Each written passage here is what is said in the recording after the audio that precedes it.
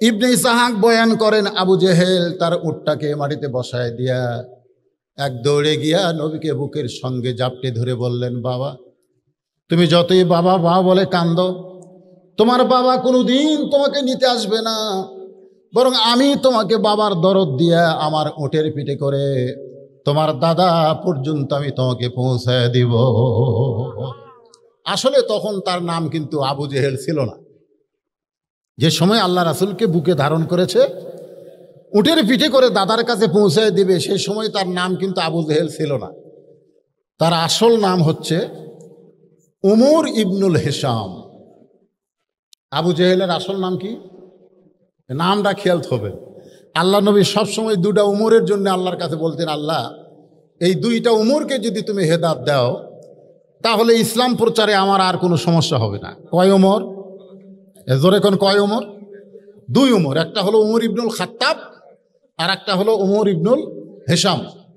আর chairman সাহেব, হ্যাঁ মাশাআল্লাহ, আপনাদের আজকের মাহফিলের সম্মানিত প্রধান মেহমান বর্তমান চেয়ারম্যান সাহেব, হ্যাঁ তিনি মঞ্চে উপবিষ্ট হয়ে গেছেন। প্রধান অতিথিও আসবেন মনে হয় নাকি?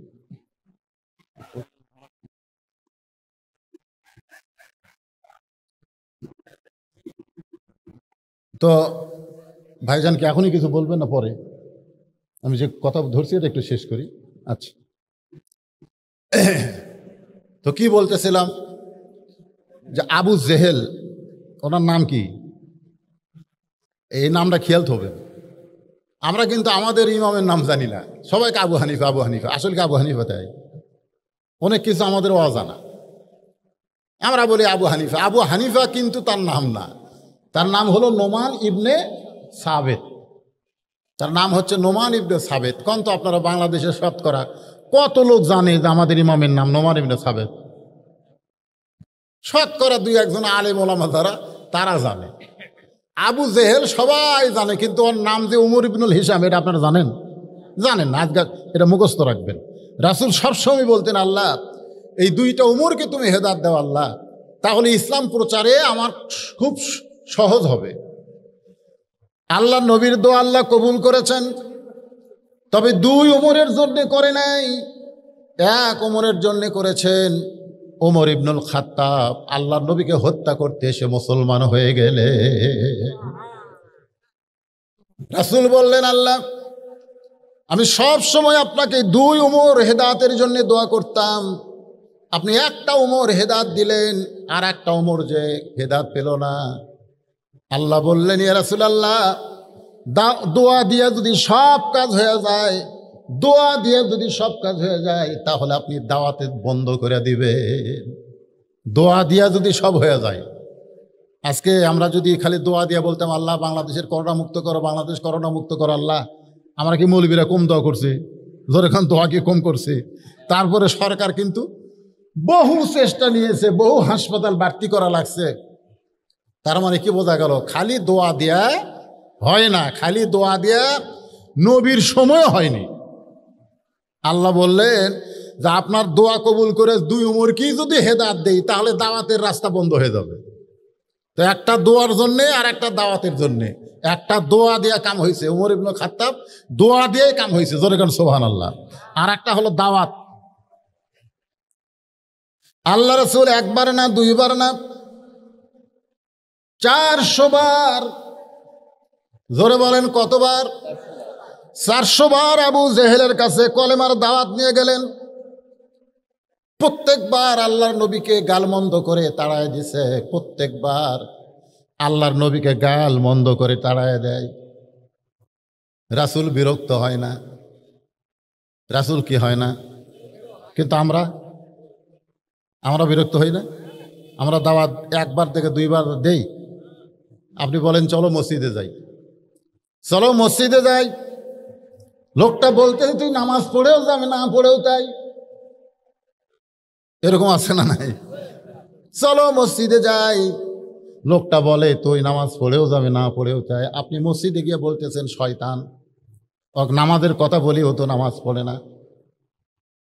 ও কিন্তু আপনাকে মারে নাই, কিন্তু নবী আবু জেহেলকে দাওয়াত দিবার যে পাথর মারছে, নবীর কপাল ফেটে গেছে।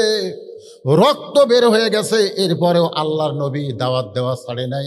সর্বসাকুল্যে 400 বার নবী আবু জেহেলের দরজা।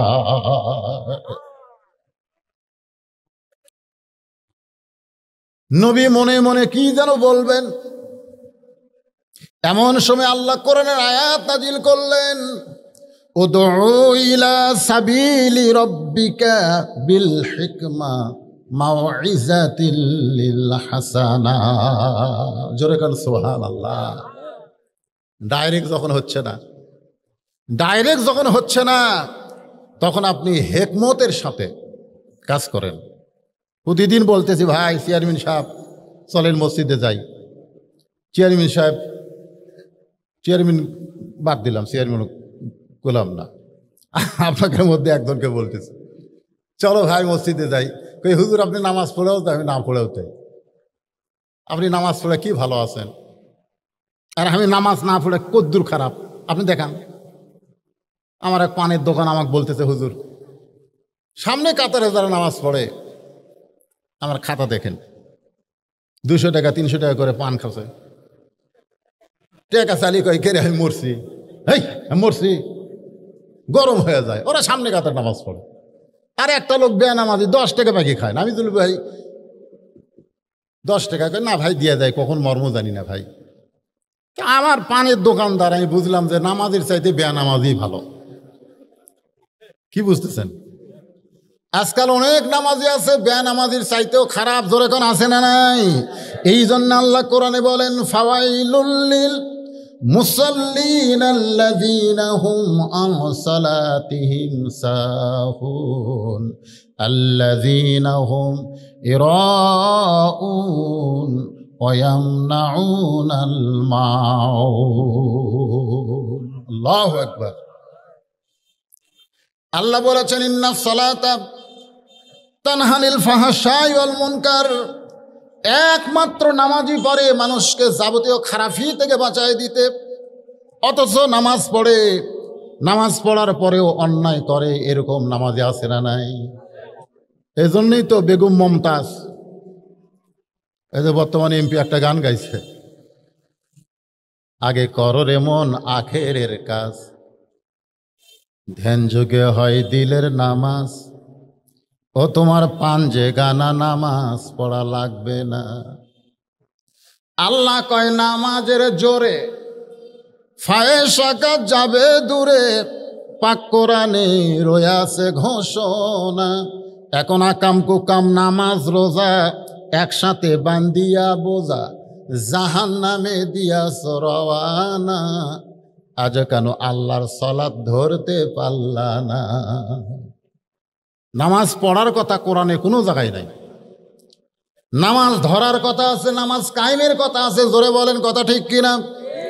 সময় হলে এই আয়াতের ভিতর দিয়ে আমি আপনাদের বোঝানোর চেষ্টা করব। তবে যেটা বলতেছি একটু মনোযোগ দিয়ে শোনেন। আবু জেহেল বুকের মধ্যে করে নবীকে নিয়ে আসলেন। উটটা তখন মাটিতে বসা, নবীকে পিছনে বসায় দিয়ে আবু জেহেল সামনে বসলেন। বসার পরে উটটাকে ওঠার জন্যে আবু জেহেল চেষ্টা করতেছে, আর ছোট্ট নবীকে বলতেছে, আমার কোমর চেপে ধরো, আমার উট খুব জোরে জোরে যায়, তুমি যেন পড়ে না যাও, কারণ উটের ভিড় থেকে পড়ে গেলে তোমার কষ্ট হবে। নবী আবু জেহেলের কোমর চেপে বসে আছে, উটটা মাটিতে বসে থাকে, কিন্তু উটটা আর ওঠে না। আবু জেহেল চাবুক মারা শুরু করলো, তারপরে উটটা ওঠে না। এক সময় লোহার হাতুড়ি থলিয়া থেকে বের করে উটের মাথায় আঘাত করা শুরু করলো। উটের চামড়া কেটে রক্ত দরদর করে পড়ে যায়। উটের মুখ মাটির সঙ্গে লাগায় থাকে, চোখ দিয়ে দরদর করে পানি পড়ে, কিন্তু উটটা মাটি থেকে উঠতে চায় না। আল্লাহ রাসূল আবু জেহেলের কোমর ছেড়ে গিয়ে উটের সামনে গিয়ে দাঁড়িয়ে বললেন, উঠ রে, এই মানুষটা তোমার পিঠে চড়ে আসতেছিল, তুমি দৌড়ে দৌড়ে হাঁটতেছিলা, কিন্তু এখন তুমি এত দুর্বল কেন হলে? এত দুর্বল কেন হলে যে আমি ছোট্ট একটা বাচ্চা তোমার পিঠে চললাম, এত মারে, চামড়া কেটে রক্ত পড়ে যায়, তারপরে তুমি কেন দাঁড়াও না? উটটা ছোট্ট নবীর দিকে তাকায়া যেন বলতেছিল, যে আপনার সামনে থাকবে কেউ আর আপনাকে পিছনে বসাবে, কেউ আপনার সামনে থাকবে আর আপনাকে পিছনে বসাবে। আমি একজন জন্তু জানোয়ার হতে পারে, আমি মরে যাব, কিন্তু জমিন থেকে দাঁড়াবো না। চিন্তা করেন, এটা হচ্ছে রাসূলের মিলাদ। তখন নবী নবুয়ত পায় নাই, ওই সময়ও জঙ্গলের পশু পক্ষীরা আমার নবীকে চিনেছে। জোরে কোন কথা ঠিক কিনা ভাইজান? আমি আস্তে আস্তে খাদিজাতুল কুবরা থেকে নবীর সিরাতের দিকে যাব, এই আয়াতকে সামনে নিয়ে। তো চেয়ারম্যান সাহেব এসেছেন, তাদের সামনে নির্বাচনও আছে, তিনি হয়তো নির্বাচনী প্রচারণায় কোনো জায়গায় যাবেন, তার সংক্ষিপ্ত কথা বলে লা ইলাহা ইল্লাল্লাহু মুহাম্মাদুর রাসূলুল্লাহ সাল্লাল্লাহু আলাইহি সাল্লাম। এখানে আল্লাহ বলতেছেন ইন্নামাল মুমিনুনা আল্লাযীনা, মুমিন কারা? কথার দিকে, আয়াতের দিকে খেয়াল করেন। এতক্ষণ তো মিলাদ থেকে কিছু শুনলেন, এখন সিরাত আসতেছে। আবার মা খাদিজা থেকে কিছু কথা আপনাদের মা বোনদের জন্য। মেয়েরা নাকি নড়াচড়া করতেছে, গরম তো, আর মেয়েরা ওদের ধৈর্য কম। ধৈর্য কম না? হ্যাঁ, ধৈর্য কম। গন্ধম গাছের কাছে কে গেছে? হাওয়া না আদম? হাওয়াই গেছে, বোঝেন না? এরা স্টার জলসা জি বাংলা বন্ধ হয়ে গেছিল, আমি মনে করছিলাম মাশাআল্লাহ আলহামদুলিল্লাহ মোটামুটি আমাদের বউ মেয়েগুলো কি হচ্ছে, ভালো হবে, হবে কি হবে না? আবার শুনলাম নাকি চালু হচ্ছে আবার। তো যাই হোক, মা বোনেরা নড়াচড়া করেন না, আপনাকে আলোচনা আছে ইনশাল্লাহ। এখানে আল্লাহ বলতেছেন মুমিন কারা, ইন্নামাল মুমিনুনা আল্লাযীনা, মুমিন কারা? মুমিনদের তিনটা বৈশিষ্ট্যের কথা বলা হয়েছে। এক নম্বর হলো ইজা যুকিরাল্লাহ, যখন তারা আল্লাহর জিকির করবে, ওয়াজিলাত কুলুবুহুম, তখন তার অন্তরের মধ্যে কম্পন সৃষ্টি হবে। সুবহানাল্লাহ বলেন। আমার মাদ্রাসা আছে এরকম, হাফিজি মাদ্রাসা। আজকে যে মাদ্রাসার মাহফিল, এরকম একটা মাদ্রাসা আছে, এনারা দাওয়াত দিবার কাছে, ওনারা দেখছেন আমি ওয়াজ নসিহত করে টাকা পয়সা দিয়ে কী করি, যারা আমার ওখানে যায় তাদের এই ভুলটা ভেঙে যায়। তো আমার এক ছাত্র আছে, আমি অনেক মাহফিলে বলি, নাম আব্দুল্লাহ। নাম কি? আব্দুল্লাহ। ও পেশাব করবার যায় খালি কাশে, এরকম কাশে। তা আমি আমার মোহতামিমকে বললাম, হুজুর পেশাব করতে গিয়ে কাশে, আরে কাশের ওষুধ খাওয়ান। তো মোহতামিম হাসে আর বলে, হুজুর এটা তো সেই কাশ না। তাই বললাম এটা কিসের কাশ? কয় ওকে জিজ্ঞাসা করেন। ও যখন পেশাব শেষ করে বের হয়ে আসলো, আমি বললাম তুই কাশিস কে? বলে হুজুর আমি পেশাব করতে করতে আমার পেশাব যখন শেষ, তখন আমার মনের মধ্যে একটা ধোঁকা হয় যে আরও কিছু পেশাব হয়তো আছে, তখন আমি এরকম কাশি দেই, তো সামান্য এক ফোঁটা বাড়ায়। তা আমার ধোঁকা হয় আরও হয়তো আছে, তখন আবার কাশি দেই, তা আবার কিছু বাড়ায়। তারও যখন কাজ দিতে আর বাড়ায় না, তখন পানি খরচ করি, এখন অজু করব। আয়ন আব্দুল্লাহ, তুমি মাত্র 7 বছরের বাচ্চা, এইভাবে পেশাব থেকে পবিত্র হও, পানি খরচ করো, পেশাব নিংড়ানোর পরে অজু করবা। ছেলেটা আমার দিকে তাকায় বলে, হুজুর আপনি জানেন না, আল্লাহ রাসূল বলেছেন ওই ব্যক্তির কবরের সবচাইতে বেশি আযাব হবে যে পেশাব থেকে পবিত্র হয় না। আপনি জানেন না হুজুর? আমাকে বলতেছেন। আর আমি পেশাব করে ওযু করার কারণ হলো আমি এমন একটা কিতাব পড়ি, আমি এমন একটা কিতাব হাত দিয়ে স্পর্শ করি যেই কিতাব অপবিত্র অবস্থায় ধরা যাবে না। সুবহানাল্লাহ বলেন না কেন? চিন্তা করছেন? ওয়াজিলাত কুলুবুহুম, অন্তরের মধ্যে কম্পন সৃষ্টি হয়। এটা কোন জিকির? আপনারা তো আজকে বাংলাদেশে বহু জিকির দেখছেন, জিকির করতে করতে মানুষ সামিয়ানার উপরে ওঠে, ওঠে এরকম নাই? আর তাহেরির জিকির তো মাশাআল্লাহ, জিকির নাই কেন করতেছে। হ্যাঁ, কিছুদিন আগে তাহেরি একটা জিকির করে ভাইরাল হয়ে গেছে। আল্লাহর ধন নবীরে দিয়া, আল্লাহ গেছে গায়েব হইয়া, নবীরে ধ্যান খাজা পাইয়া, শুয়া আছে আজমিরে, কেউ ফিরে না খালি হাতে, খাজারে তোর দরবারেতে। এই জিকিরের কথা বলছে। এই জিকিরটা কেমন? শীতের মধ্যে রোদে চেয়ার নিয়ে আমি মাদ্রাসার আঙ্গিনায় বসে আছি। ছোট্ট একটা বাচ্চা হঠাৎ বের হয়ে আসলো। আমি জিজ্ঞাসা করলাম, কি করবি? ও আমাকে 3টা আঙ্গুল দেখালো, 3টা। আমি বললাম, 3টা কি? বলে, হুজুর আপনি জানেন না, 1 নম্বর হলো পেশাব, 2 নম্বর হলো পায়খানা, আর 3 নম্বর হলো অজু থাকে না। তা আমার অজু নাই, এই জন্য আমি বের হয়েছি। তা আমি বললাম, শোনো, বাংলাদেশের একটা বক্তা আছে আমির হামজা, বলছে যে অজু ছাড়াও কোরআন পড়া যায়। তো তুমি অজু করা লাগবে না, এই শীতের মধ্যে কি দরকার, যাও কোরআন পড়ো। ও আমার দিকে তাকায় বলে, হুজুর ওই আমির হামজা টামজা আমি মানি না, অজু করা লাগবে। তাই বললাম, কে রে, আমির হামজা মানিস না, আমাকে মানিস? আপনি মাদ্রাসার পরিচালক, মানবো না কেন? আমি বললাম, অজু করা লাগবে না, যা অজু ছাড়াই আল্লাহর কোরআন পড়, তোর যত পাপ হবে সমস্ত পাপ যেন আল্লাহ আমাকে দেয়। এইরকম কথা বলে জোরে ধমক দিলাম। আমার ধমকে ছেলেটা মাদ্রাসার ভিতরে ঢুকলো।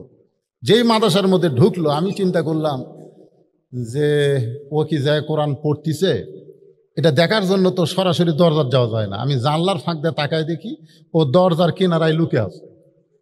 লুকে থাকার কারণ হলো যে আমি চেয়ারে আসি না নাই, আমি যেই চেয়ারে থাকবো না ও আবার বার হবে। তো দেখে আমার চেয়ার খালি, বের হয়েছে।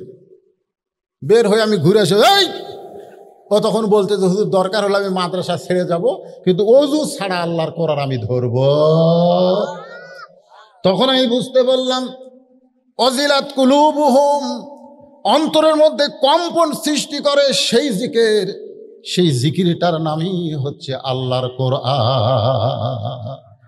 বিশ্বাস না হয় আপনারা সকালবেলা যখন এই বাচ্চারা কোরআন শরীফ পড়ে, দেখবেন কোরআন শরীফ পড়ার সময় কিন্তু এরকম একটা ঝোঁক ওঠে, ওঠে কি ওঠে না, এরকম একটা ঝোঁক। আমি চিন্তা করলাম, এই ঝোঁকটা কি ওরা ইচ্ছা করে দেয় না ওঠে? এই অজিলাত কুলুবুহুম এটা বুঝতে গিয়ে আমি পিছন দিক দিয়ে এক ছেলেকে এর খপ করে ধরলাম। ওর ঝোঁকটা বন্ধ, ওর পড়াও বন্ধ। তাই আমি বললাম, পড়। কয় না হুজুর, ছাড়া দেন, ছাড়া দেন হুজুর। যেই ছাড়া দিলাম আবার শুরু করলো। তখনই বুঝলাম এখানে যে জিকির দিয়ে অন্তর মধ্যে কম্পন সৃষ্টি হবে, সেই জিকিরের নাম হচ্ছে আল্লাহর কোরআন। জোরে বলেন সুবহানাল্লাহ। আজকে সেই কোরআনের মাদ্রাসার মাহফিল। হাফেজ সাহেব আমাকে বলতে যে হুজুর মেয়েরা সব উঠে যাচ্ছে, আপনি ওয়াজ করেন সারা রাত নবীর সিরাত নিয়ে, অসুবিধা নেই, কিন্তু এই মানুষ উঠে গেলে বুঝতেছেন না, এই সময়ে যে অসময় মাহফিল করা নিয়ত করেছিল যে চেয়ারম্যান 5-6 জন প্রার্থী হবে, আসবে, 5-6 হাজার করে টাকা দিবে, কিছু টাকা হবে, মেম্বাররা কিছু আসবে, তারা 1000 করে দিলে কিছু হবে। কিন্তু আমি তো দেখি তো শূন্য মাঠে গোল হয়ে যাচ্ছে, কিছুই হচ্ছে না। তো এক চেয়ারম্যান সাহেব আসছে, আর বাদ বাকি চেয়ারম্যানেরা কেউ আসেনি। তো এরা যে নিয়ত করছিল সে নিয়তটা তো পুরা হচ্ছে না। এখন আপনারাও যদি আবার মাঝখান থেকে উঠে যান, আমার মাহফিল থেকে তো লোক উঠে যায় না রে, ঠিক আছে, তারপরেও তার ভিতরে একটা সন্দেহ ঢুকে গেছে। এই সন্দেহটা দূর করার জন্য আমি প্রাণ খুলে আপনাদের সামনে রাত 1টা পর্যন্ত যদি ওয়াজ করি, কোনো সমস্যা আছে? আগামীকাল কি আর ওয়াজ আছে? তো হঠাৎ একদিন ওয়াজ একটু বেশি শুনলে অসুবিধা কি? তো আপনাদের কাছে একটু রুমাল নিয়ে যাচ্ছে ছাত্ররা, আপনারা এই যে পকেটের কামটা করেন, 10, 20, 50, 100 যে যা পারেন আল্লাহর হস্তে 5 মিনিটের মধ্যে দিয়ে তারপরে ইনশাল্লাহ কন্টিনিউ এক ঢাল। মনে আছে আপনাদের? একটা দোয়া দিয়ে আল্লাহ কবুল করেছেন, তার নাম হলো ওমর ইবনুল খাত্তাব। আর একটা দোয়া কবুল হয় নাই, দাওয়াতের জন্যে আল্লাহ রাইখা দিয়েছেন। এবং আল্লাহ রাসূল 1 বার না 2 বার না 400 বার তাকে কলেমার দাওয়াত দিয়েছে। মনে আছে না ভুলে গেছেন? হ্যাঁ। অথচ যখন ওমর ইবনুল হিসাম ছিল তখন কি করেছে? উটের পিঠে করে দাদার কাছে পৌঁছে দিছে। আপনাদের কাছে আমি যদি রাসূলের 40 বছর, যেটা মিলাদ যেটা মিলাদ আমরা বলি, এটা 40 বছর, জোরে কোন কয় বছর? 40 বছর জীবনী নিয়ে আলোচনা করি, আপনারা কেউ মন খারাপ করবেন না, খালি শুনবেন আর শুনবেন। এই 25 বছরে যখন মা খাদিজার সঙ্গে বিয়ে হলো, মা খাদিজার বয়স কত? 40 বছর। জোরে কোন কয় বছর? কি সুন্দর একটা ঘটনা, আপনারা খালি শুনবেন আর শুনবেন। কিন্তু 40 বছর বয়সে যখন গারে হীরার মধ্যে আল্লাহর নবীর উপর কোরআন নাজিল হলো, কোরআন নাজিল হওয়ার মক্কায় 13 আর মদিনায় 10, এই 23 বছর। জোরে এখন কয় বছর? এই 23 বছরের কথা যখন বলবার যাব, মক্কার কথা মোটামুটি খালি দাওয়াত আর দাওয়াত, কিন্তু মদিনায় হিজরতের পরের কথা যখন বলতে যাব, তখন কিন্তু রাসূল শুধু রাসূল ছিলেন না, তিনি একজন রাষ্ট্রনায়ক ছিলেন। জোরে এখন কথা ঠিক কিনা? তিনি কি ছিলেন? তিনি কিন্তু বদরের যুদ্ধ করেছেন। আল্লাহ রাসূলের জীবনী পড়ে দেখেন, তিনি শুধু দাওয়াতই দিচ্ছেন, হাত ধরে খালি তেলতেলা করছেন তা কিন্তু না, তার জীবনে 27টা যুদ্ধে তিনি স্বয়ং অংশগ্রহণ করেছেন। জোরে কান সুবহানাল্লাহ। তো এই ব্যাপক আলোচনা আপনাদের সামনে তো করা লাগবে, কি কর। তো অল্প সময়ের মধ্যে আলোচনাগুলো আমি আপনাদের সামনে করব, কোনো সাইড বাদ থাকবে না, কারণ রবিউল আউয়াল মাস। তো এখন আমার মা বোনেরা যারা পর্দার অন্তর আছেন, আপনারা শোনেন, 40 বছরের খাদিজার কিন্তু একটা ডিগ্রি ছিল। আপনারা বলেন তো খাদিজার কি ডিগ্রি ছিল? হ্যাঁ, জানেন না? 2টা ডিগ্রি, একটা রাসূল দিয়েছে আর একটা আল্লাহ দিয়েছে। রাসূল দিয়েছে খাদিজাতুল কুবরা, খাদিজাতুল, আর আল্লাহ দিয়েছেন খাদিজাতুত তাহিরা।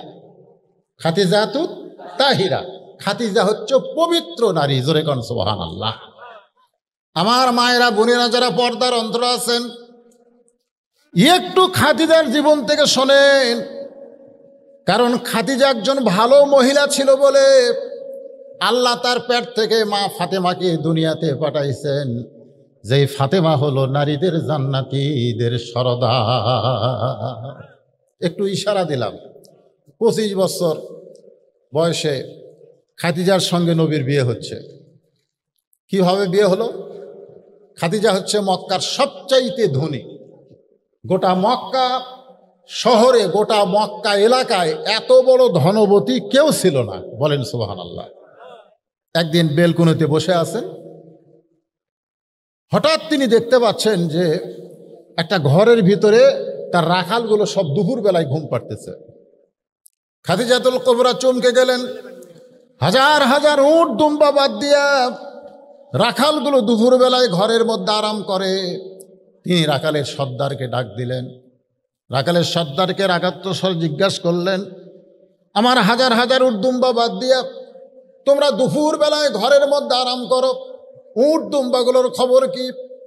রাখালের সর্দার বলে, মালকিন, এমন একজন রাখাল আমরা ভাগ্যগুণ পেয়েছি, যে রাখালির চাকরিতে জয়েন করার পরে আপনার উট দুম্বাগুলো সব ভদ্র হয়ে গেছে।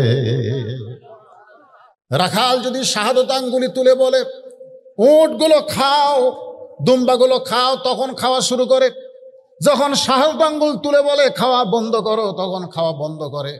যখন বলো চলো যাই, সঙ্গে সঙ্গে উটের লাইনে উট, দুম্বার লাইনে দুম্বা, একেবারে সারিবদ্ধ হয়ে বাড়ির দিকে রওনা দেয়। রাখালের মুখে এই কথা শুনে খাদিজাতুল কুবরা বলে যে জন্তু জানোয়ার রাখালের বাধ্য হয়, এই গাঁজাখুরি কথা তুমি আমাকে বলবা আর আমি বিশ্বাস করব? তখন কিন্তু আমাদের নবী না, আমাদের নবী কিন্তু তখন কয় বছর? 25 বছর। জোরে কোন কয় বছর? 25 বছর বয়স। সেই সময় খাদিজাতুল কুবরা বলতেছে রাখালকে যে উট দুম্বাগুলা, জন্তু জানোয়ারগুলো একটা রাখালের বাধ্য হয়, এই কথা তুমি বলবা গাঁজাখুরি আর আমি বিশ্বাস করব। রাখালের সর্দার বলে, যদি আপনার বিশ্বাস না হয় তাহলে আপনি তদন্ত করতে পারেন, আপনি তদন্ত করেন।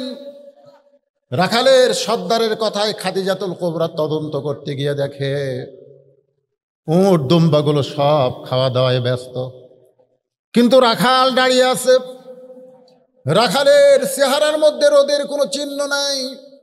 পাহাড় পোড়া গন্ধ পাওয়া যায়, বালু পোড়া গন্ধ পাওয়া যায়। কে যেন ছাতা রাখালের মাথায় ধরে রেখেছে। খাদিজাতুল কুবরা উপর দিকে তাকায় দেখে এক খণ্ড মেঘ আল্লাহ নবীর মাথায় ছায়া হয়ে আছে। খাদিজাতুল কুবরা আশ্চর্য হয়ে গেলেন, এটা কেমন মানুষ? আসমানের মেঘ তার জন্য ছাতা হয়। আর একটু নিকটে গেলেন। নিকটে যাওয়ার পরে নবীকে একটু পরখ করে দেখতে চাইলেন, কিন্তু হঠাৎ একটা বাতাস এসে খাদিজার নাকের মধ্যে ঢুকলো। ওই বাতাসটা নবীর গায়ের সঙ্গে আঘাত করে বাড়ি লেগে খাদিজার নাকের মধ্যে ঢোকার কারণে মেশক আম্বরের সুগন্ধ, এই সুগন্ধ যেন দুনিয়ার কোনো সুগন্ধ নয়, যেন আল্লাহ জান্নাতের দরজা খুলে দিয়েছে।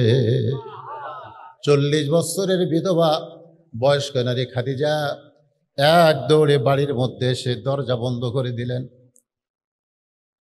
দাসী বলতেছে, মালকিন রাখালকে তদন্ত করতে গেলেন, তদন্তের রিপোর্ট কি?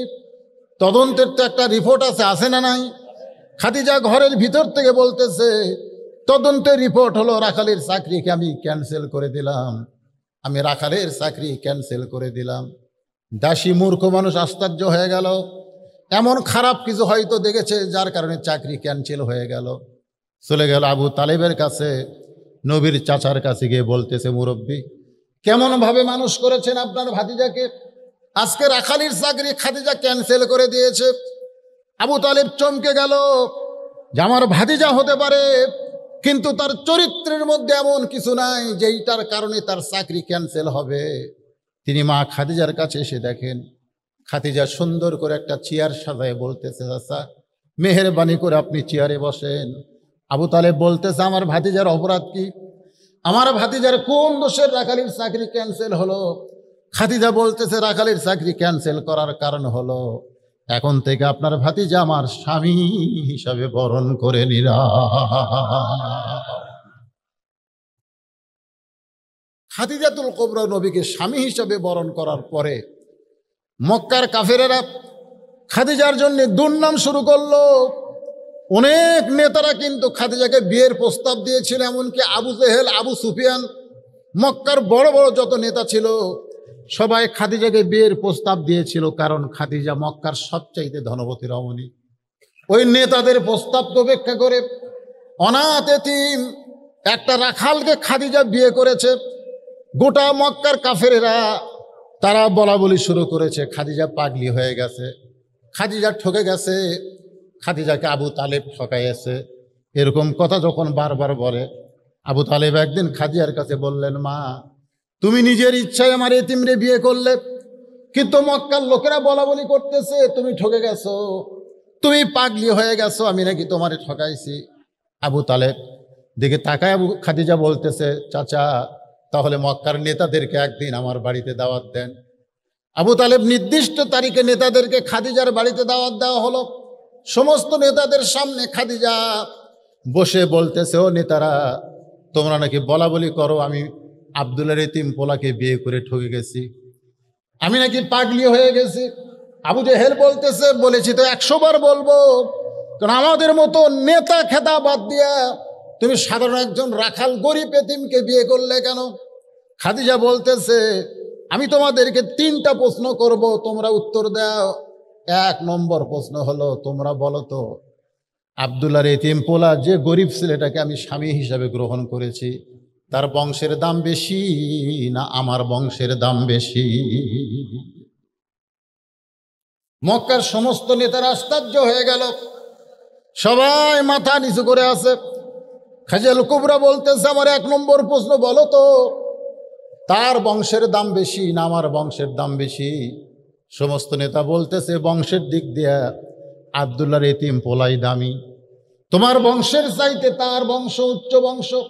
খাদিজা বলতেছে, তাহলে দেখো 1 নম্বরে আমি জিতে গেলাম, নিম্ন বংশের একটা মেয়ে হয়ে উচ্চ বংশের একটা স্বামী পেলাম। আমার 2 নম্বর প্রশ্ন হলো, তোমরা সত্যি করে বলো আমার চেহারা সুন্দর না আব্দুল্লাহর এতিম পোলার চেহারা সুন্দর?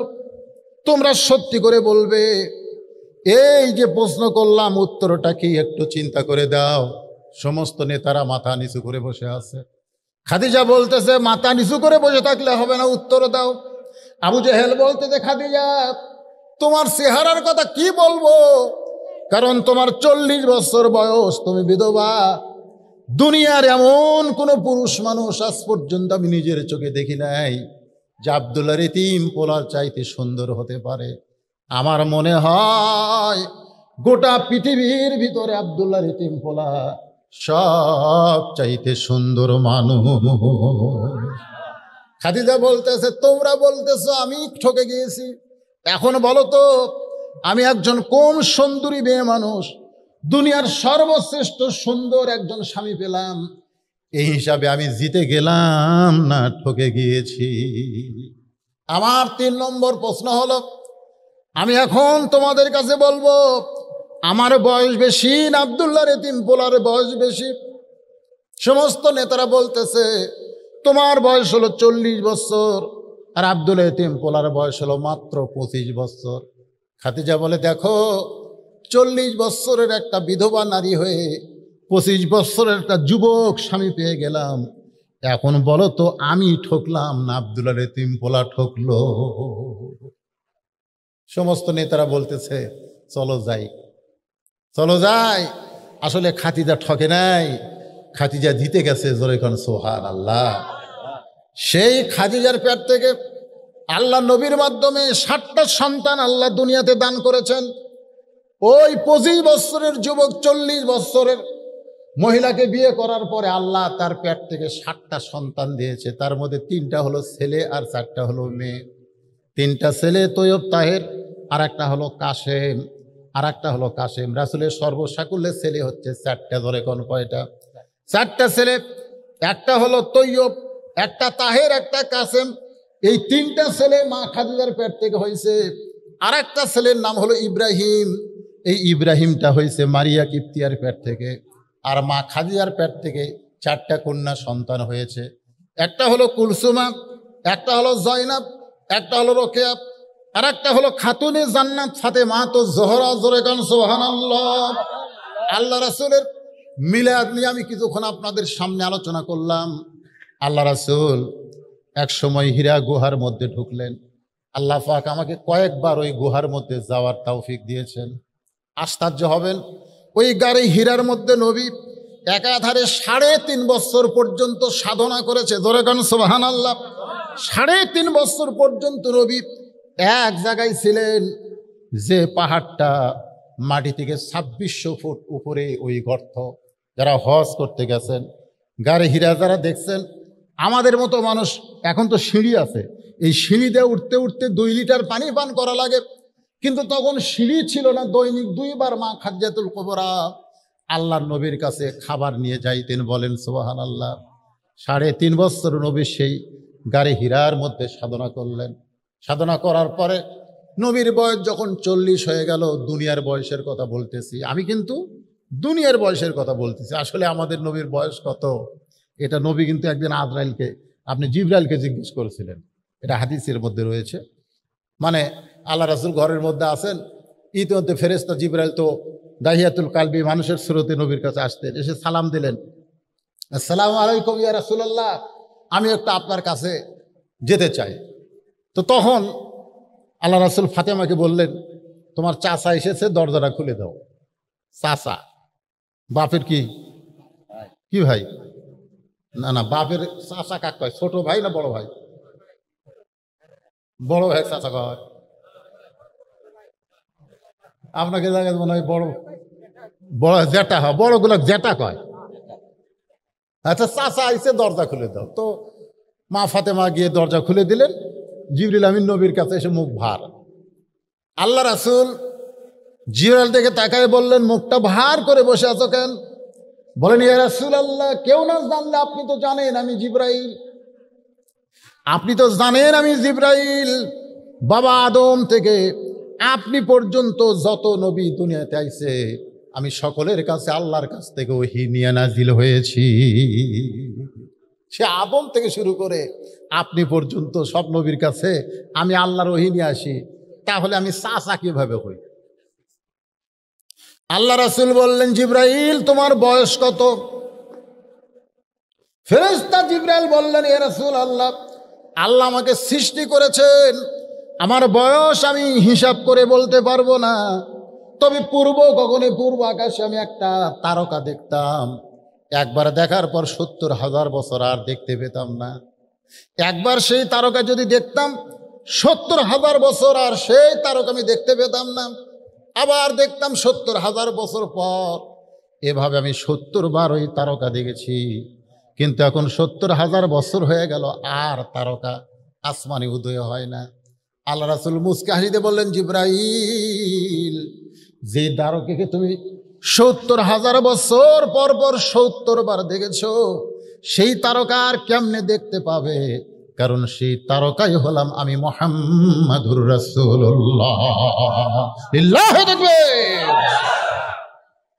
তা আল্লাহ নবীর বয়স কত এটা তো হিসাব করে বলা যাবে না, কিন্তু দুনিয়াবি বয়স হলো মা খাদিজার যখন ৪০, রাসূলের তখন ২৫। যখন রাসূলের উপর আল্লাহ কোরআন নাজিল করেছে তখন নবীর দুনিয়াবি বয়স হলো ৪০ বছর। জোরে কোন কয় বছর? ৪০ বছরে এই কোরআনের প্রথম যে আয়াত আপনাদের মাদ্রাসাকে সামনে নিয়ে এবং রবিউল আউয়াল মাসকে সামনে নিয়ে যে আয়াতে কারিমা তেলাওয়াত করেছি, সে আয়াতকে সামনে নিয়ে কথা বলতেছি। প্রথম যে শব্দটা রাসূলের উপরে আল্লাহ নাজিল করলেন, আপনারা কম বেশি সকলেই সেই শব্দটা জানেন। কি কোন জানেন না? শব্দ কি? ইকরা। শব্দ কি? ইকরা। ইকরা শব্দের অর্থ কি? পড়ো। ইকরা শব্দের অর্থ হলো পড়ো। হ্যাঁ, মারাত্মক কথা। পড়ার কথা সর্বপ্রথম আল্লাহ নবীকে বললেন, পড়ো। আপনারা পড়েন? এখন হয়তো বলে, হুজুর আমরা তো পড়ি। আমরা কি পড়ি না? নবীকে যখন জিবরাইল বললেন ইকরা, রাসূল কিন্তু পড়েন নাই। ফেরেশতা জিবরাইল বললেন ইকরা, হুজুর আপনি পড়েন। নবী পড়েন না, চুপ করে আছেন। জিবরাইল বললেন, হুজুর আপনি পড়েন।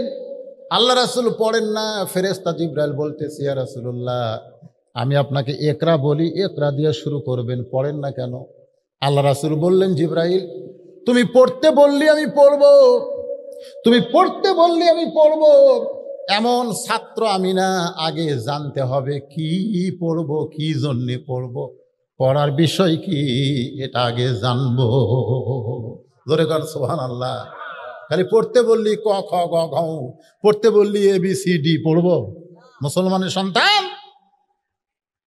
আজকে আমরা যারা মুসলমান দাবি করি, প্রত্যেকটা মুসলমান নর নারীর উপরে আল্লাহর কোরআন শিক্ষা করা হলো ফরজ।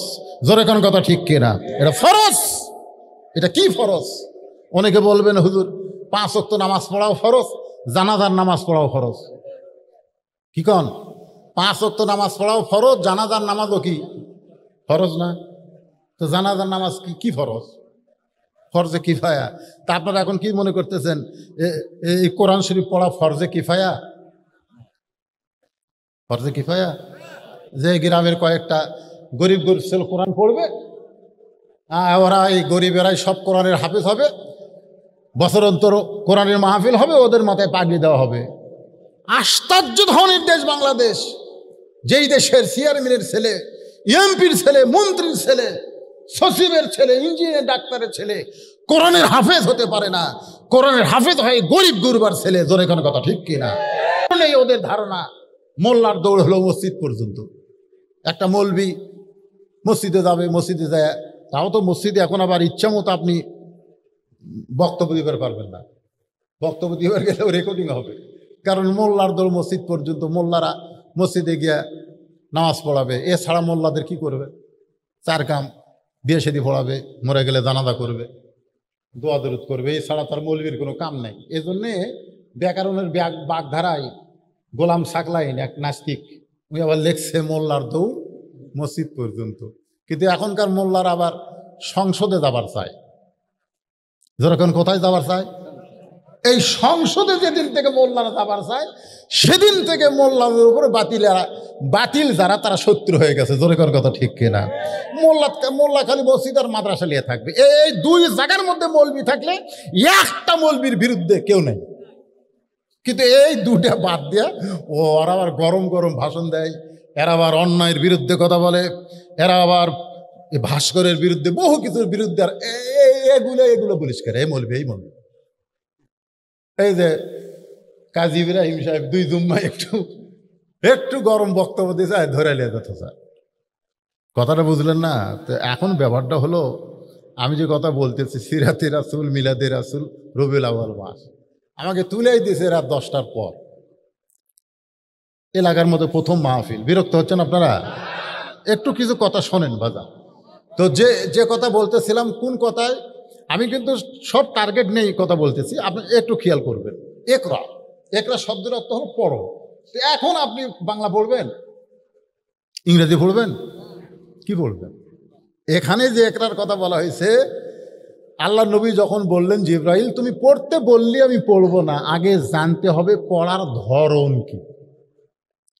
ফেরেশতা জিব্রাইল বললেন বিইসমি রাব্বিকাল্লাযী খালাক, আপনি ওই আল্লাহর নামে পড়েন যে আল্লাহ পাক আপনাকে সৃষ্টি করেছে।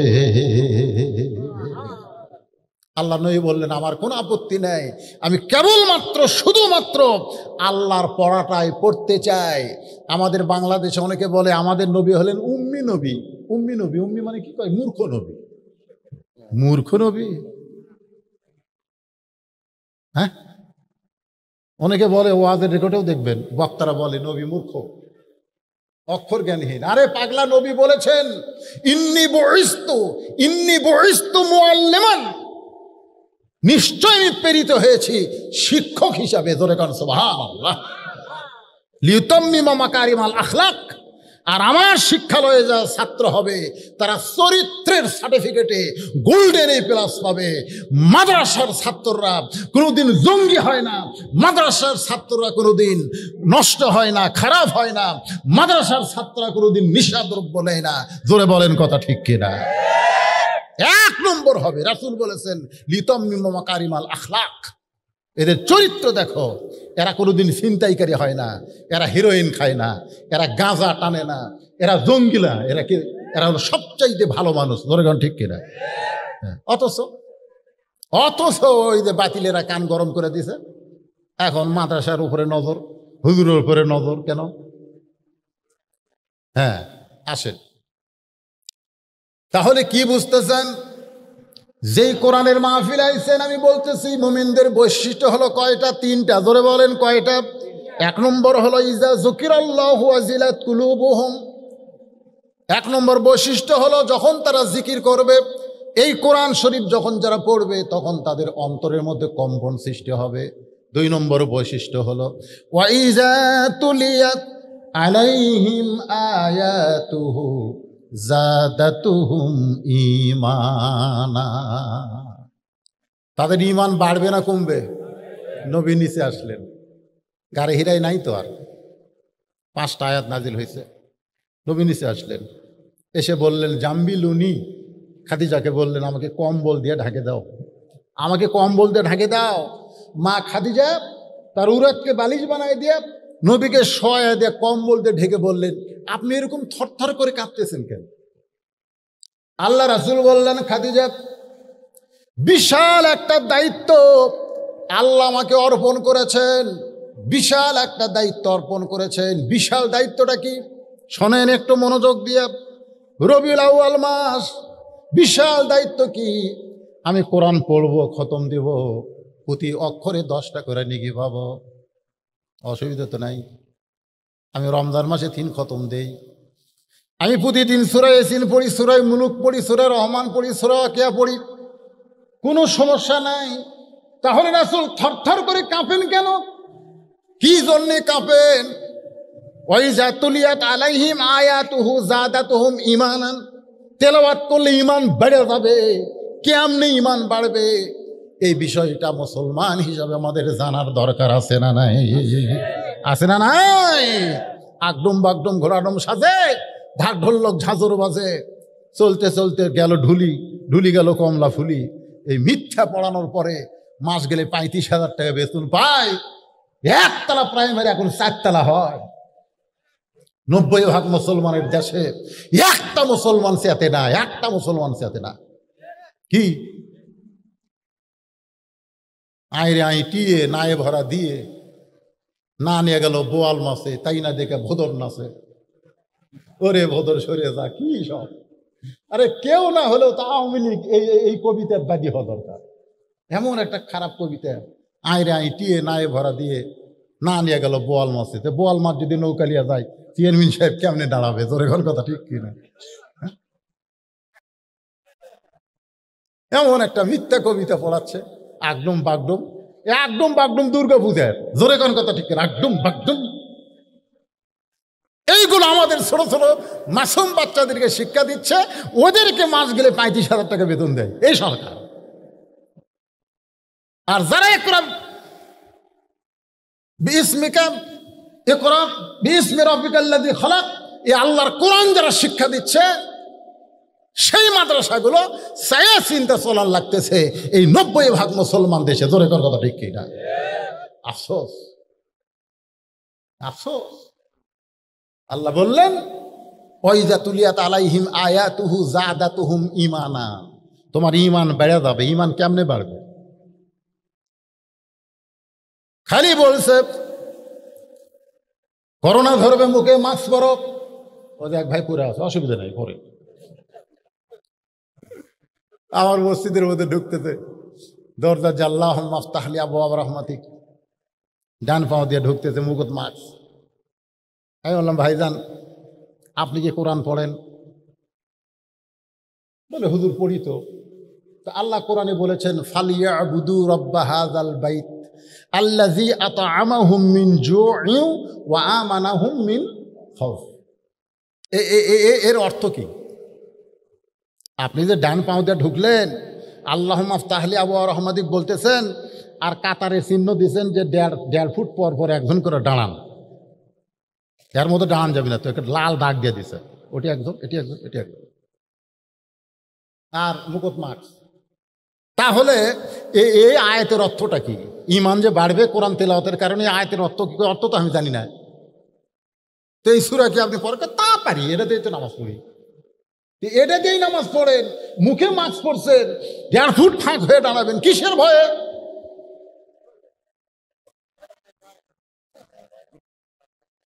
না না, আপনারা বলেন যে ঈমান যে বাড়বে, তো তাহলে কিসের ভয় আপনি 1.5 ফুট পর পর? তো বলতে তো হুজুর করোনার ভয়। তো করোনা কেমনে হয়?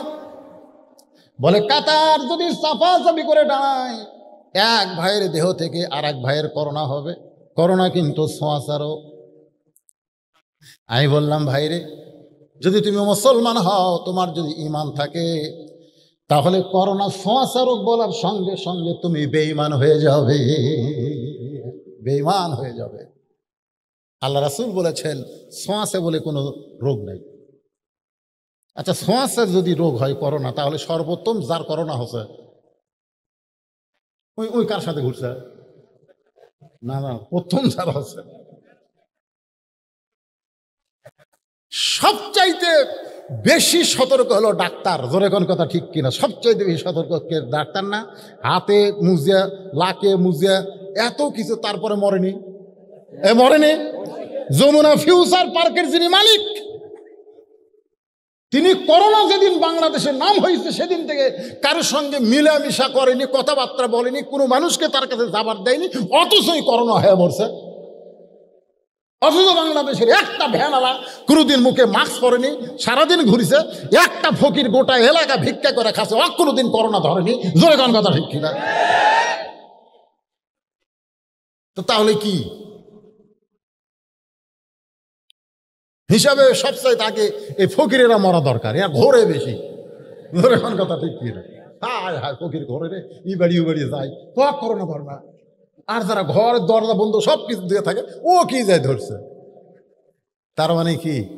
আল্লাযী পড়েন, আল্লাযী খালাকাল মাউতা ওয়াল হায়াতা লিয়াবলুয়াকুম আইয়ুকুম আহসানু আমালান ওয়া হুয়াল আজিজুল গফুর। মা খাদিজাতুল কুবরা বললেন, ইয়া রাসূলুল্লাহ, কত বড় বিশাল দায়িত্ব আল্লাহ আপনাকে দিলেন।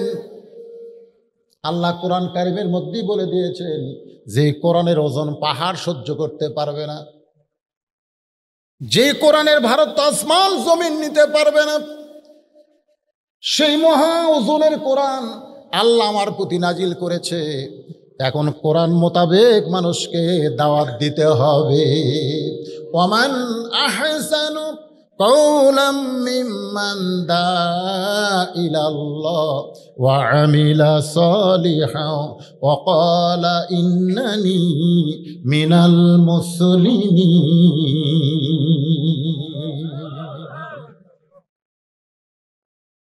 শুরু হয়ে গেল দাওয়াতের কাজ।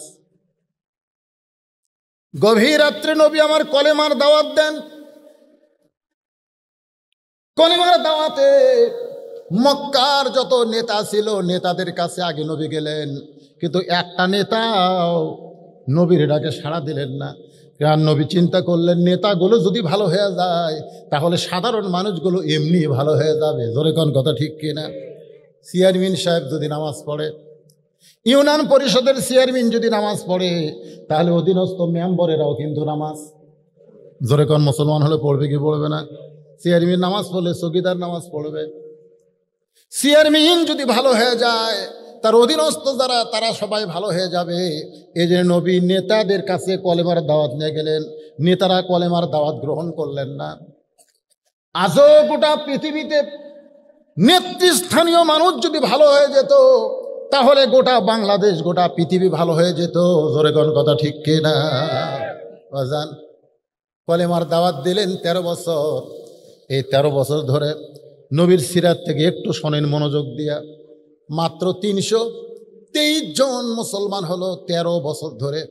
323 জন মুসলমান হয়েছে, তার অর্ধেককে ওরা মারিয়া পিটাই শেষ করে দিছে। যে 323 জন মুসলমান হলো তাদের মধ্যে অনেককে তারা মারতে মারতে হত্যা করলো। তার মধ্যে একজনের নাম হলো ইয়াসার। শুধুমাত্র ঈমান রাখার কারণে খেজুর গাছের সঙ্গে বেঁধে তাকে হত্যা করা হলো। তার সামনে তার বিবি সুমায়াকে 2 উটের সঙ্গে 2টা পা বেঁধে লজ্জাস্থানে তীর নিক্ষেপ করে তাকে হত্যা করা হলো। তার সন্তান আম্মারকে মারতে মারতে মরে গেছে মনে করে ওরা যখন চলে গেল, নবী আম্মারের লাশের কাছে গিয়ে দেখে আম্মার মরে নাই, জবান থেকে বের হচ্ছে লা ইলাহা ইল্লাল্লাহু মুহাম্মাদুর রাসূলুল্লাহ। নবী আস্তে করে বসে আম্মারকে বুকের সঙ্গে জাপটে ধরলেন। আবু বকর আলীর সহায়তায় তাকে নিয়ে আসলেন। উম্মে সুমায়া ইয়াসারকে দাফন করে ইসলামের প্রথম শহীদ তাদেরকে ঘোষণা করে দিলেন। জোরে বলেন সুবহানাল্লাহ। এভাবে কলেমার দাওয়াত দিলেন 13 বছর। 13 বছরের মধ্যে 323 জন মুসলমান হলো। মুসলমান তো 323 জন হলো, এই সামান্য মুসলমানিত্বই তাদের সহ্য হলো না। তারা আল্লাহর নবীকে হত্যা করার পরিকল্পনা করলো। আপনারা সকলেই জানেন গভীর রাত্রে নবীর বাড়ি তারা ঘেরাও করলো। নবী ঘর থেকে বের হলেই তারা নবীকে হত্যা করবে। নবী হযরত আলীকে বললেন, আলী আমার চাদর মুড়ি দিয়ে তুমি ঘুমিয়ে যাও, আমাকে আল্লাহ আজকে মক্কা থেকে মদিনায় হিজরত করার হুকুম দিয়েছে। এই দাওয়াতের মাধ্যমে আর ইসলাম চলবে না, এখন ইসলামকে মডিফাইড করতে হবে। ধরে কোন সুবহানাল্লাহ। আলী বলতেছে, ইয়া রাসূলুল্লাহ, সন্ধ্যা থেকে আমি দেখলাম কতগুলো মানুষ আমাদের বাড়ি ঘেরাও করে আছে। আল্লাহ আপনাকে যেদিন কেউ বাড়ি আপনার পাহারা দেয় নাই সেই দিন হিজরতের হুকুম না করে আজকে এই কঠিন মুহূর্তে আপনাকে মক্কা ছেড়ে মদিনায় যাবার কয়, কেমন আল্লাহ আমি বুঝতে পারলাম না। আল্লাহ রাসূল বলে, আলী তুমি ছোট্ট মানুষ বুঝবা না, বরং তুমি আমার বিছনায় চাদর মুড়ি দিয়ে ঘুমিয়ে যাও। নবী বের হয়ে দেখলেন মক্কার সমস্ত কাফেরেরা অস্ত্র শস্ত্র নিয়ে রেডি হয়ে আছে। আল্লাহ রাসূল বললেন, আল্লাহ ঈসা আলাইহিস সালামকে এরকম মুহূর্তে আপনি আসমান উঠায় নিয়ে চলে গেছেন, ঘরের ছাদ ফাঁকা করে ঈসা নবীকে আপনি আসমানে নিয়ে গেছেন, আর আমাকে আপনি কাফেরদের ভিতর থেকে মদিনায় যাওয়ার হুকুম দিলেন। আল্লাহ বলেন, হাবিব এক মুষ্টি ধুলে নেন, এক মুষ্টি বালি হাতে নেন, বালি হাতে নিয়ে শাহাদাতুল ওযু বলে আপনি বালি নিক্ষেপ করেন। বালি নিক্ষেপ করা হলো, ওই বালিটা সমস্ত কাফেরদের চোখের মধ্যে আল্লাহ ঢুকাইয়া দিল। ওরা হাতের অস্ত্র ফেলে দিয়া যখন চোখ এভাবে বুঝতেছে, নবী আমার আবু বকরের দরজায় গেলেন। আবু বকর রাদিয়াল্লাহু শুধুমাত্র একটা ঠোকা দেওয়ার সঙ্গে সঙ্গে দরজা খুলে গেল। নবী চমকে বলে, আবু বকর আমি এত রাত্রে তোমার ঘরের দরজায়, তুমি কি আগে থেকেই জানতে? আবু বকর বলে, হুজুর আপনি যদি নেতা হন তাহলে আমি হলাম আপনার দলের কর্মী। জোরে কোন সুবহানাল্লাহ। আল্লাহ রাসূল বলেন, আবু বকর তুমি কি জানো মক্কা থেকে মদিনায় হিজরতের হুকুম হয়েছে? আবু বকর বলেন, হুজুর চলেন যাই। আল্লাহ রাসূল আবু বকরকে বলেন, আবু বকর তোমার ঈমান দেখে আমি আশ্চর্য হয়ে গেলাম। তোমার ঘরে তোমার বিবি আছে, তোমার ঘরে তোমার বাচ্চা আছে, তোমার ছেলে মেয়ে বিবিকে তুমি বাদ দিয়ে বলার সঙ্গে সঙ্গে আমার সঙ্গে তুমি মদিনায় যাবে। আবু বকর বলে, ইয়া রাসূলুল্লাহ ওয়া ইযা তুলিয়াত আলাইহিম আয়াতুহু জাদাতুহুম ঈমানা। জোরে কর না সুবহানাল্লাহ। আপনার মুখের কোরআন শরীফ শোনার সঙ্গে সঙ্গে আল্লাহ তাআলা আমার ঈমান কেমন ভাবে বাড়ায় দিছে। এই মুহূর্তে যদি আপনি আমার বুকের কলিজাটা বের করে দেখেন, গোটা কলিজা শুদ্ধ দেখতে পাবেন। লা ইলাহা ইল্লাল্লাহ মুহাম্মদ রাসূলুল্লাহ ছাড়া আর অন্য কারো জায়গা নাই। আবু বকরকে নিয়ে নবী মদিনায় চলে গেলেন। গারে সুরের কথা আছে, আমি এত লম্বা করে বলতে পারবো না, শুধু আয়াতের তাফসিরকে বুঝাইতে গিয়ে আপনাদেরকে বলতেছি। বেজান গো সময় তখন ধরেন দুপুর 12টা, কি হয় রে দুপুর 1টা হবে, এমন সময় নবী উটের পিঠে করে আবু বকরকে নিয়ে মদিনায়। তাকায় দেখে রাস্তায় বাচ্চারা দাঁড়িয়ে আছে, বাচ্চারা অনেক বাচ্চারা রাস্তায় দাঁড়িয়ে আছে। আল্লাহ রাসূল বাচ্চাদের দিকে তাকায়, যেই মাত্র তাকাইছে ইবনে ইসহাক বলতেছে সমস্ত বাচ্চারা দুইখানা হাত নবীর দিকে এইভাবে বাড়ায় দিছে। জোরে কোন সুবহানাল্লাহ। আবু বকর বলে, হুজুর এই বাচ্চারা 2 হাত বাড়ায় আপনার কাছে কিছু চায়, এখন বলেন তো আমাদের দিবার মতন কিছু আছে নাকি? আল্লাহ রাসূল বলে, আবু বকর আমাদের কাছে দিবার কিছুই নাই, ছোটদেরকে স্নেহ করতে হবে, বড়দের শ্রদ্ধা করা লাগবে। এখন এই বাচ্চাদেরকে আমি কি দিব? আমার কাছে দেওয়ার মতন তো কিছুই নাই। রাসূল বললেন, ও মদিনার বাচ্চারা, জন্মের আগে আমি আমার বাবা হারাইছি, 6 বছর বয়স আমি মা হারাইছি। আজকে মক্কার লোকের অত্যাচারে সেই মক্কা ছেড়ে মদিনায় চলে এসেছি বাবা, এই মুহূর্তে তোমাদেরকে আমি কিছুই দিবার পারবো না। বাচ্চারা বলে, ইয়া রাসূলুল্লাহ আমরা মদিনার বাচ্চারা আপনার কাছে কিছু চাই না, 2খানা হাত বাড়ায়া আপনাকে আমাদের বুকের ভিতরে জায়গা করে দিতে চাই। আল্লাহ রাসূল উটের পিঠ থেকে নামলেন, মদিনার বাচ্চাদের মাথায় হাত দিয়ে দোয়া করলেন। সমস্ত বাচ্চারা নবীর চেহারার দিকে তাকায়া বলে, এই চাঁদ বড়র মানুষটাকে মক্কার মানুষেরা কেন পছন্দ করে না, কেন হত্যা করতে চায়? সমস্ত বাচ্চারা নবীকে ঘিরে ধরে। নবী বলতেছে, বাবা আর কতক্ষণ এখানে থাকবো? বাচ্চারা বলে, হুজুর কষ্ট নেবেন না, শুধু একটা ওয়াদা আমাদেরকে দিবেন। ওয়াদা দেওয়ার পরে আপনি উটের পিঠে চড়বেন, যেখানে আপনার উট থামবে আপনি সেখানে গিয়ে নামবেন। জোরে কোন সুবহানাল্লাহ। আল্লাহ রাসূল চমকে গিয়ে বললেন, বাবাজিরা তোমরা কি ওয়াদা চাও, কি ওয়াদা চাও? বাচ্চারা বলে, হুজুর আমাদের মাথায় হাত দিয়ে বলতে হবে আপনি আর কোনোদিন মদিনা ছাড়বেন না, শুধু এই ওয়াদাটা আমাদের মাথায় হাত দিয়ে আপনি দিবেন। আল্লাহ রাসূল আবু বকরের দিকে তাকায়। আবু বকর বলে, হুজুর কে বলে আপনার দয়ার মানুষ নাই? তাকায় দেখেন এই বাচ্চারা আপনাকে কত ভালোবাসে, আপনাকে থাকার ওয়াদা চাচ্ছে। আল্লাহ রাসূল সমস্ত বাচ্চাদের মাথায় হাত দিলেন, ওয়াদা করলেন, বাবা আমি আর তোমাদেরকে ছেড়ে কোনোদিন যাব না। নবী যখন মৃত্যুর বিছানায়, এমন সময় ফেরেশতা জিবরাইল এসে নবীকে সালাম দেয়, আসসালামু আলাইকা ইয়া রাসূলুল্লাহ। আল্লাহ নবী বলে, জিবরাইল কি খবর? বলে, হুজুর ওই যে তাকায় দেখেন আজরাইল দাঁড়িয়ে আছে, কিছুক্ষণ পর আজরাইল এসে আপনার জানটা কবজ করবে। আল্লাহ রাসূল জিবরাইলের সালাম নিলেন। জিবরাইল বিদায়ের পরে আজরাইল এসে নবীকে সালাম দিয়ে বলে, ইয়া রাসূলুল্লাহ মনে কষ্ট নেবেন না, আল্লাহ আমাকে হুকুম করেছে, হুজুর আল্লাহ আমাকে হুকুম করেছে আপনার দেহ থেকে প্রাণ পাখিটা কবজ করে আল্লাহর আরশে পৌঁছায়া দিব। আল্লাহ ডান পাশে লা ইলাহা ইল্লাল্লাহ আর আরশের বাম পাশে মুহাম্মদ রাসূলুল্লাহকে সেট করে দিবে। লিল্লাহি তাকবীর।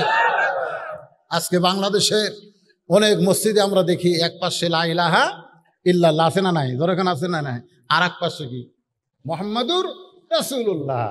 অনেক অনেক লোক বলে যে একই লাইনে আল্লাহ এবং রাসূলের নাম রাখা যাবে না। এখন কিছু ফেতনাবাজ বার আছে, এখন কিছু ফেতনাবাজ কিন্তু আপনাদের মধ্যেও হয়তো এরকম বলবে যে আল্লাহর সাথে রাসূলের নাম রাখা যাবে না। দেখেন যে রাসূলের মাধ্যমে আমরা আল্লাহকে পেয়েছি, এখন অনেকে কিন্তু সেই রাসূলকে ছোট বানায় দেয়, আছে না নাই? আল্লাহ বলেছেন ওয়ারাফানা লাকা যিকরাক। ওয়ারাফা মানে কি? ওয়ারাফা মানে কি?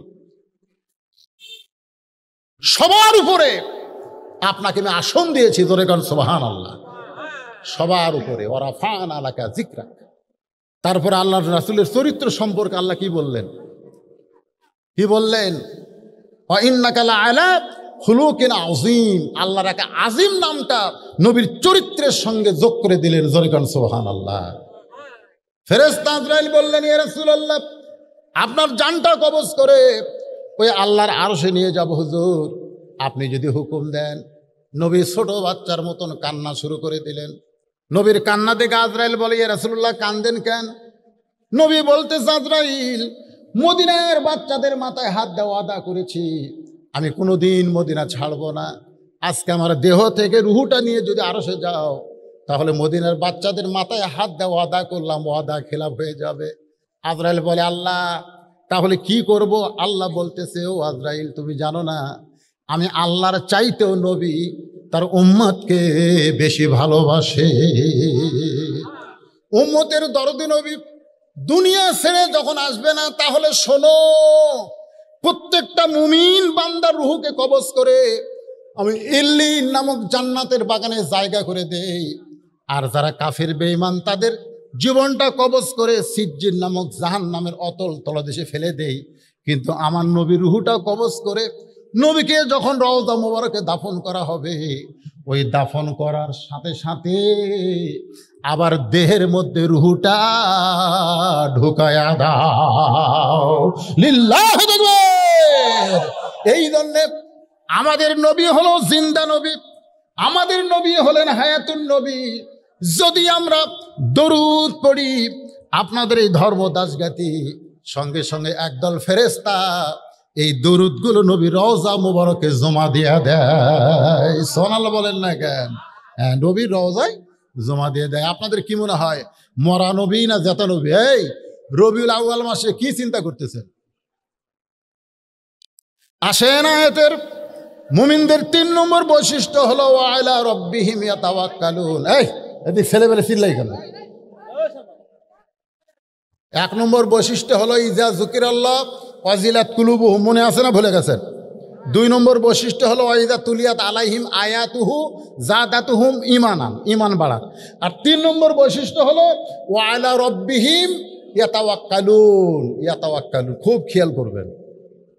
এখন প্রতিদিন বলে চলো মসজিদে যাই, মনে আছে না ভুলে গেছেন? চেয়ারম্যান থাকতে শুরু করছিল, চেয়ারম্যান তো চলে গেছে। তো তুই নামাজ পড়েও যাবে, না পড়েও তাই।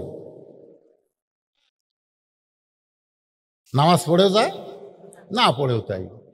চিন্তা করতেছে আগে তো এইভাবে ডাইরেক্ট কাজ করলে হবে না, এটা কি করা দরকার? ও রায়গঞ্জ বাজার, আপনার বাজারের নাম কি? ধানগড়া বাজার। ধানগড়া বাজারে 3:30টার সময় ওর সাথে দেখা। সো বলতে ভাই যাই। এই তুই নামাজ পড়েও যাবে, না পড়েও তাই। তো বলতেছে আমি কি তোমাকে নামাজের কথা কইছি? খালি বলছিস যাই। তুমি তো এক নামাজের কথা ছাড়া আমার কিছু কও না। আরে পাগল, এখন 3:30 বাজে, এখন তো বোঝা লাগবে তো এটা কোনো নামাজের সময় না। আমি মনে করছি এক নামাজ ছাড়া তোমার কোনো দাওয়াত নাই, এই জন্য আমি মনে করছি যাই মানে ওই ওটে। তো করছে না, আজকের দাওয়াত হলো চা খাওয়ার। এখন আপনারাই বলেন, যে ব্যক্তিকে নামাজের দাওয়াত দিলে যে গরম হয়, অক যদি চা খাওয়ার দাওয়াত দেন ওই কি সেই গরম? ও কিন্তু আশ্চর্য হয়ে বলবে, কে তুই তো এইরকম চা খাওয়ার দাওয়াত কোনোদিন দেশ নেই। সেই ভাইরে তোকে নামাজের দাওয়াত দিতে দিতে দেখছি যে কাম হবি না, চিন্তা করছি তোকে আর নামাজের দাওয়াত দেবো না, চলো চা খাই। বিল চা লাগে আমি দেবো। তুমি কি মনে করছো তোমার চা খেলে বিল তোমাকে দেওয়া লাগবে? কারণ চা খাওয়ার যায় দোকানে বলতে যে ভাই কি কি ভালো আছে, বলে দেখেন কি খাবেন, ভাই পেঁয়াজি দাও, জিলাপি দাও, নিমকি দাও, যা আছে দাও। তো বলতে ভাই কত খিলাবেন? খান ভাই, আপনি আমার ভাই না, খান। খাইতে খাইতে 40 টাকা যেই খাওয়া আছে, ধানগড়া মসজিদে আসরের আজান দিছে। 40 টাকা খাওয়া হতে আসরের আজান। এখন বলতেছে ভাই রে, আল্লাহ ডাকতেছে, আমাকে যাওয়া লাগবে। আমি নিয়ত করছিলাম তোমাকে 50 টাকা খিলাবো, নিয়ত করছিলাম কয়টায় খিলাবো? 50 টাকায় খিলাবো। কিন্তু এই যে দেখো তো মুয়াজ্জিনের আক্কেল নাই, এটা 10 মিনিট পরে দিলি তো 50 টাকা ফুরাতো। এই যে আজান দিল, এই আজান দেওয়ার জন্য দেখো তোমাকে 40 খিলাতেই এখন আমাকে ডাক দিল। তো তুমি এখানে বসে থাকবা, চেয়ার যেন ছাড়ো না, খালি নামাজ পড়ে সেই 10 টাকা, মানে 50 টাকা টার্গেট আজকে পুরো করা লাগবে। এই কথা বলে লোকটা নামাজের দিকে যাচ্ছে, ইতিমধ্যে খপ করে হাত ধরছে। হাত ধরে বলতেছে ভাই তুমি একলা যাবা, আমার কবা না? তো বলতেছে না ভাই, এতদিন বহুদিন কইছি ভাই, কাম হয়নি। আরে মেয়ে এতদিন কইছো খালি খালি খালি খালি খালি ব্যাগের দাম আছে, খালি পকেটের দাম আছে, খালি বস্তার কোনো দাম আছে, খালি ওয়াশ শুনে লাভ আছে, খালি। এখানে যখন ব্যাগ গেল, আপনারা হয়তো কেউ ব্যাগের দিকে দিলে, আমি দেখছি তো, আর আদায় হচ্ছে না, তোলার দরকার, ওটার দরকার নেই, আপনারা আর ওঠেন না, যে কয়েকজন আছেন পাকা মুসলমান একটু বসে থাকেন। তো এখন খালি পকেটের টাকা আছে কিন্তু ব্যাগত গেল না। আপনাদের অনেকে মনে হয় কি হয়, বক্তা ওয়াজ করছে আস-সাদকাতু তারুদ্দুল বালা ও তাজিদু ফিল উমর, কালা রাসূলুল্লাহ সাল্লাল্লাহু আলাইহি সাল্লাম, জোরে করেন সুবহানাল্লাহ। কি ওয়াজ? আল্লাহ রাসূল বলেছেন দান সাদকা করো, আল্লাহ তোমার বালা মুসিবতকে দূর করে দিবে, আল্লাহ তোমার হায়াত বেড়ে দিবে, জোরে করেন সুবহানাল্লাহ। মুখে মাস্ক না দিয়ে 1.5 ফুট অন্তর না দাঁড়ায়া বেশি বেশি দান করেন, ওই গজব সব আল্লাহ নিয়ে যাবে, জোরে করেন কথা ঠিক কিনা? হুজুর তো 500 টাকা 500 টাকা করে চাচ্ছে, কেউ দিচ্ছে না। তো এক লোক মাঝখানে বসে আছে, আর বউ খুব অসুস্থ, বহু ডাক্তার দেখাচ্ছে, কাম হয় না। মনে করতেছে হুজুর যখন বারবার চাচ্ছে, দেখি আজকে 500 টাকা দান করব, এই দানেতে আমার বউ ভালো হয় কিনা দেখবো। আল্লাহ নবীর হাদিস সত্যি না মিথ্যে? হুজুর আওয়াজ করে যায়রা কি সত্যি না মিথ্যে? এই কথা শুনে হাদিস বিশ্বাস করে আমি উঠে আসে 500 টাকা দিছে। যা যেই বলছে, ওর কাছে একজন ছিল, মারছে ঘুরতে, খেরে তুই তো 500 টাকা হুজুরের কথা দিয়ে এলু, টাকা আমার নাই, এই দেখ 1000 টাকা আছে। এরকম খালি খালি ওয়াজ শুনি রে, আমি কোনোদিন দান করি না। তো কয় না ভাই, আমি একটা নিয়ত করে করছি, দেখি আল্লাহ কি করে। যতই নিয়ত কর কাম হবি না, কি ওয়াজ শুনবো, টেকা তো মুখে। একই পাড়ার দুইজন, একজন উত্তর পাড়ার, একজন দক্ষিণ পাড়ার। উত্তর পাড়ার যাই 500 টাকা দান করছে, ওর বইয়ের প্যারালাইসিস, 2 বছর ডাক্তার দেখায় ভালো হয় না। ওই যে দরজা না ডাক দেয়, জানলার ডাকতেছে রহিমা, রহিমা মানে ওর মেয়ের নাম, ধরে কোন রহিমা কান না, না মেয়ের নাম, যে ডাকছে রহিমা, সঙ্গে সঙ্গে বউ বলতেছে মেয়েটা ভালো, দুনিয়ার কোনো সার্টিফিকেট লাগবে না, স্বামীর সার্টিফিকেটই আল্লাহ বউটাকে জান্নাত দিয়ে দিল। তো মনে করতেছে ঘষায় ঘষায় দরজা খুলবে, দেখে না হেঁটে হেঁটে এসে দরজা খুলে দিছে। আমি কই আলহামদুলিল্লাহ। খেরে ন্যাংরা, তুই হাঁটিস কেমনে? তাই বলতেছে যে কি যে হলো, আজকে রাত্রে স্বপ্ন দেখতেছি, তুমি তো ওয়াজ করবে গেছে, আমি স্বপ্নে হাঁটতেছি, স্বপ্নে হঠাৎ আমার ঘুম ভেঙে গেল। তখন আল্লাহ বললাম, আল্লাহ তুমি আমার পাও কেড়া লিয়ে স্বপ্নে আবার আমাকে হাঁটাও। তাই আস্তে আস্তে পায়ের দিকে দেখি পায়ের মধ্যে শক্তি, তা আমি আস্তে করে 1 পা নামালাম, দেখি না এই পাও শক্তি, 2 পা হেঁটে হেঁটে কলে টিউবওয়েলে গেলাম, উজু করে তাহাজ্জুদের নামাজ পড়তেছি, আর তুমি এমন সময় রহিমাকে ডাকতেছ। তো নামাজের খবর কি? বলে আল্লাহ রাসূল বলেছেন, একমাত্র ফরজ ইবাদত বাদ দিয়া স্বামী যদি বউকে ডাকে, সমস্ত ইবাদত বাতিল হয়ে যাবে। স্বামীর ডাকে সঙ্গে সঙ্গে সাড়া দিতে হবে। সুবহানাল্লাহ বলেন।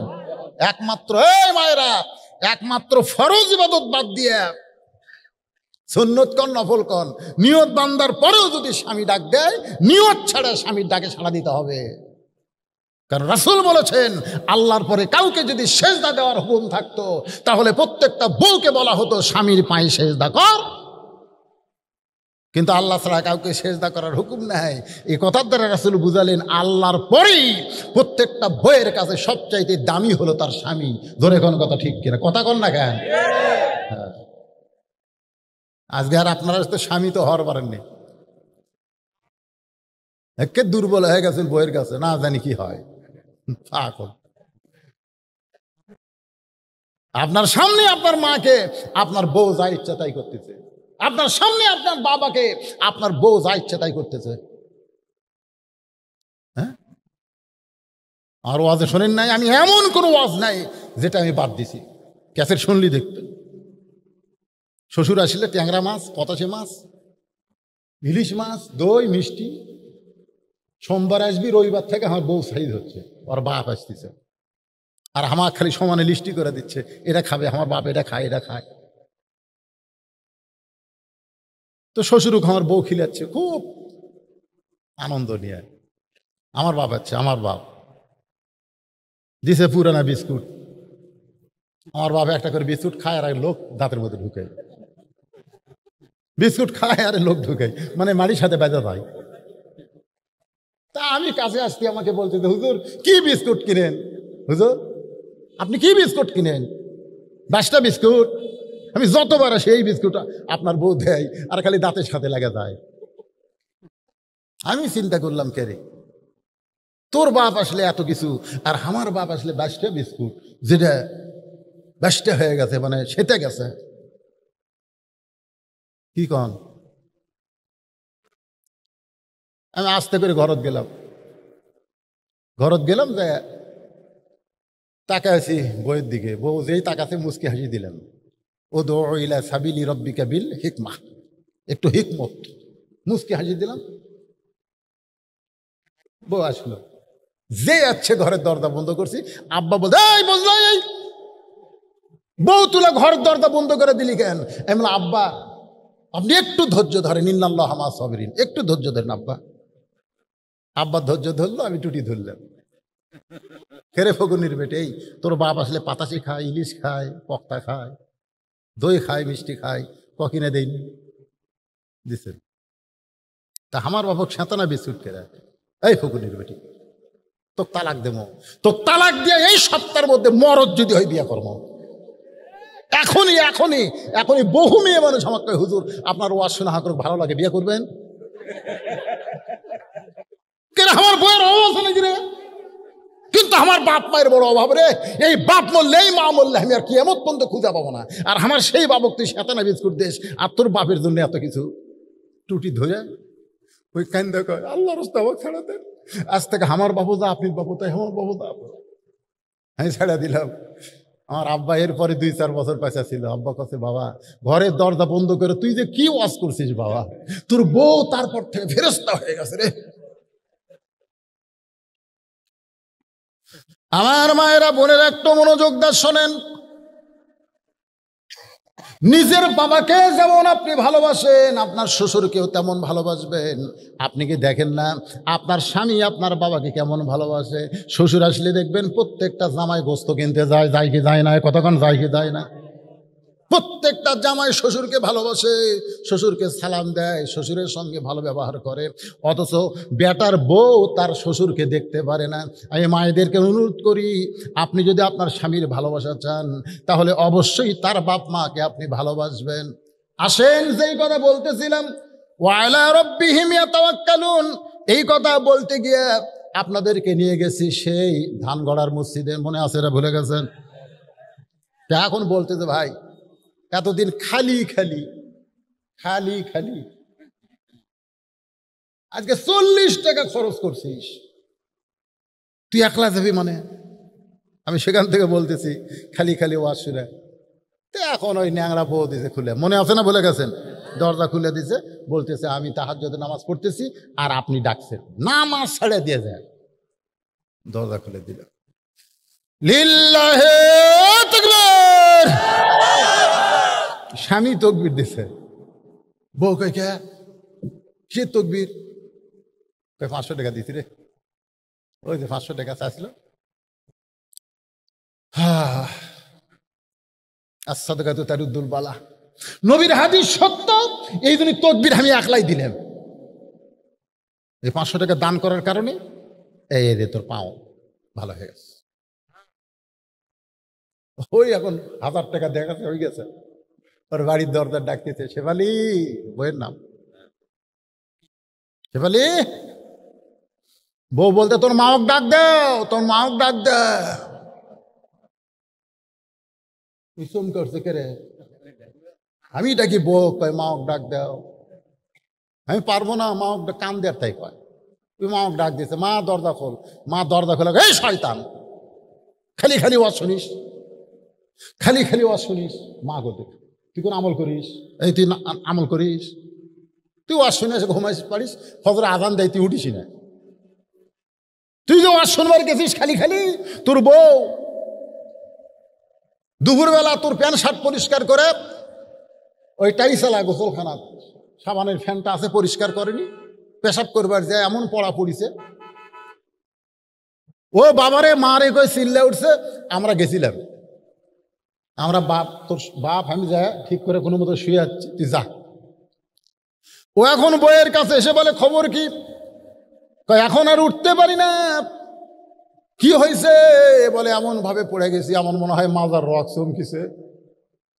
পরদিনে অ্যাম্বুলেন্স করে বগুড়া শহীদ যে মেডিকেল কলেজে নিয়ে আসছে। ডাক্তার বলতেছে এটা বগুড়া হবে না, এটা ঢাকা পঙ্গু হাসপাতালে নিয়ে যাওয়া লাগবে, কারণ রক এমন জায়গা ছিটছে আমরা এটা ঠিক করে দিতে পারবো না।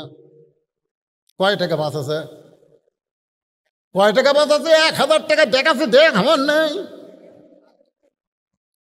বউ এখন ঢাকা পঙ্গু হাসপাতালে 12,000 টাকা দিয়ে অ্যাম্বুলেন্স ভাড়া করছে। ওইখানে 1 মাস থাকছে, কয়েক লাখ টাকা জমি ধান যা ছিল। এই মাইকের সাউন্ড হঠাৎ এরকম হলো কেন? সব বিক্রি করে দিয়ে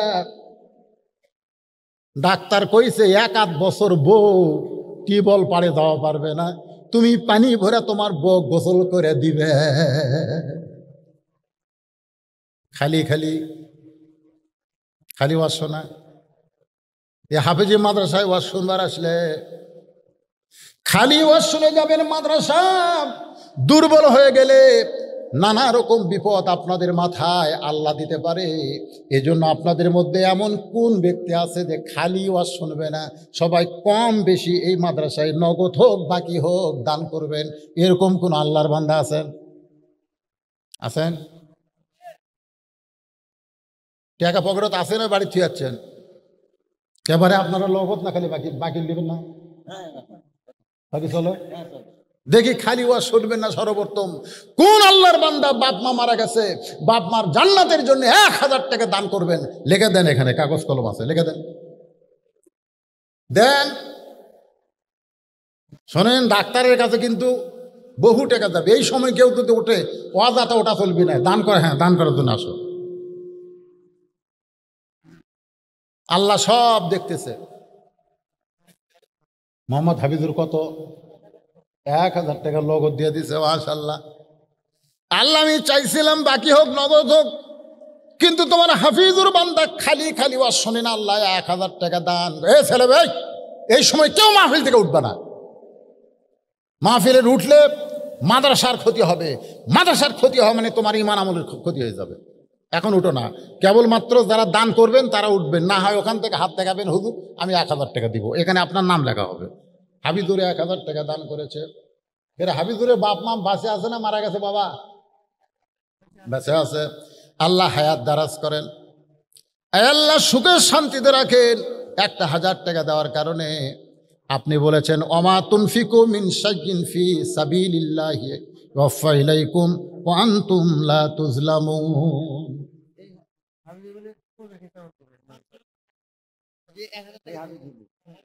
দেখছেন, এক হাফিজুর 1000 টাকা নগদ দান করে আবার মাদ্রাসার এতিমদের জন্য 50 কেজি চাল। জোরে বলেন মারহাবা, লিল্লাহি তাকবীর। দেন বাবা, বলেন বলেন। এই মাদ্রাসার সভাপতি, সেক্রেটারি, কেশিয়ার সদস্য যারা আছে মাদ্রাসার হিতকাঙ্গে মাদ্রাসা চলে কি করে? কি দিয়া চলে বাবা? মাদ্রাসার হুজুরকে মাসিক দান আছে নাকি? আপনারা মাসিকও হতে পারেন, মাসে 100 বছরে 1200 এরকম দাতা সদস্য, জান্নাতি সদস্য কারা হবেন? আবু বকর, ওমর, ওসমান। আলোচনা করে আপনাদের শোনাইছি। 2 নম্বর হলো ওয়াইজা তুলিয়াত আলাইহিম আয়াতুহু যাদাতুহুম ঈমানা, সেটাও আপনাদের শোনাইলাম। এখন 3 নম্বর বৈশিষ্ট্য হচ্ছে ওয়া আলা রাব্বিহিম ইয়াতাওয়াক্কালুন। মনে আছে না ভুলে গেছেন? মনোযোগ দিয়ে শোনেন। এখন বলতে দে ভাই, প্রতিদিন খালি খালি আজকে আমার পিছনে 40 টাকা খরচ করেছো, আজকে তুমি না বললেও আমার একটা সৌজন্য আছে, বোধ, সৌজন্য বোধ, এর নাম কি? তুমি না বললেও আজকে আমি যাবো ভাই। লোকটা মনে মনে কয়, আল্লাহ এতদিন খালি খালি দাওয়াত দিছিলাম, কাম হয়নি, আজকে 40 টাকা খরচ করছি, কাম হওয়ার পথে। সুবহানাল্লাহ কর না কেন? তো এখন রায় ধানগড়া মসজিদের কাছে নিয়ে যাচ্ছে আর বলতেছে, ভাই রে এতদিন তোমার খালি নামাজের কথা বলছি, তাই তুমি যে রাগ হছো, তো আজকে তোমাকে আর একটা কথা বলে। আজ আবার কি? আর কি? আরে যা কবা তাই শুনবো। বলতেছে ভাই ওযু করা লাগবে। আচ্ছা আপনারা বলেন তো, এতদিন কি ওযুর কথা কছে? কিসের কথা কছে? নামাজের কথা। নামাজ পড়বার গেলে ওযু আছে না নাই? তো বলতে তো ভাই জানো ওযু করা লাগবে। হবে না, ওলা হবে না, ওলা মারে ফতে কথাগুলো হবে না। শোনেন, যে শরীয়ত শুনতেছেন না, কথা বুঝতেছেন আমার? তো এখন বলতে তো ভাই কি করা লাগবে? বলতে তো ভাই তুই যা বলবি তাই শুনবো। যে আমার পিছনে 40 টাকা খরচ করছে, আরো 10 টাকা আমাকে খরচ করে খাওয়াবে, তার সৌজন্যে ওযু করতে আমার কোনো সমস্যা। ওযু করার পরে বলতে তো ভাই, এ আল্লাহর ঘরে ঢুকতে গেলে একটা নিয়ম আছে। বলে কিসের নিয়ম? বলে ডান পায়ে ঢোকা লাগবে, ডান পায়ে ঢুকতে হবে। আল্লাহ রাসূল বলেন, ডান পায়ে যারা মসজিদের মধ্যে ঢোকে, হাসরের ময়দানের কঠিন সময় আমার আল্লাহ তাআলা ডান হাতে তাদের আমলনামা দিবে, তারা হাসতে হাসতে আল্লাহর জান্নাতের মধ্যে প্রবেশ করবে। এখন ডান পায়ে শুধু ঢুকলে হবে না, কয় আবার কি করা লাগবে? বলে একটা দোয়া পড়া লাগবে।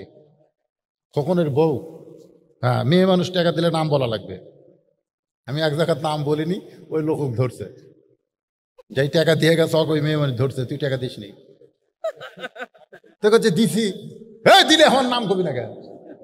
এই তো কেন? সেদিন খোকনের বউ 100 টাকা দিছে, পাওয়া গেছে। পুরুষ মানুষের অত সন্দেহ নাই, কিন্তু মেয়ে মানুষ আছে না নাই? জোরে কর। এখন বলতে যে ভাইজান দোয়া পড়ো, আল্লাহুম্মা আফতাহ লি আবওয়াবা রাহমাতিক। আমি লোকটাকে বললাম, মুখে মাস্ক পরে মসজিদের মধ্যে ঢুকলেন, আর 1.5 ফুট পর পর দাঁড়াবেন, অথচ আপনি কি বললেন? ফালিয়াবুদু রব্বা হাযাল বাইত আল্লাযী আত'আমাহুম মিন জু'ইন ওয়া আমানাহুম মিন খাউফ। আল্লাহ বলেছেন, এই ঘরের মালিকের যারা ইবাদত করবে, এই ঘর মানে কাবা ঘর, এই কাবা ঘর মসজিদ ঘরের মালিকের যারা ইবাদত করবে, মসজিদের মধ্যে ঢোকার সঙ্গে সঙ্গে তাদের 2টা জিনিস দেওয়া হবে। 1 নম্বর হলো তাদের কোনো রেজেকের পেরেশানি থাকবে না, আর 2 নম্বর হলো যাবতীয় ভয় ভীতি থেকে আল্লাহ তাকে নিরাপত্তা দিয়ে দিবে। তাহলে আপনারা বলেন তো, মসজিদের মধ্যে ঢুকলে কোনো ভয় আছে? তারপরে মুখে মাস্ক দিয়ে ঢুকছে, ওর কি আল্লাহর উপর তাওয়াক্কুল আছে? ওয়া আলা রাব্বিহিম ইয়াতাওয়াক্কালুন। বুঝানোর জন্য বলতেছি, একটু খেয়াল করেন। তো দোয়া পড়ে লোকটা মসজিদের মধ্যে যেই মাত্র ঢুকছে, কে? বেনামাজি।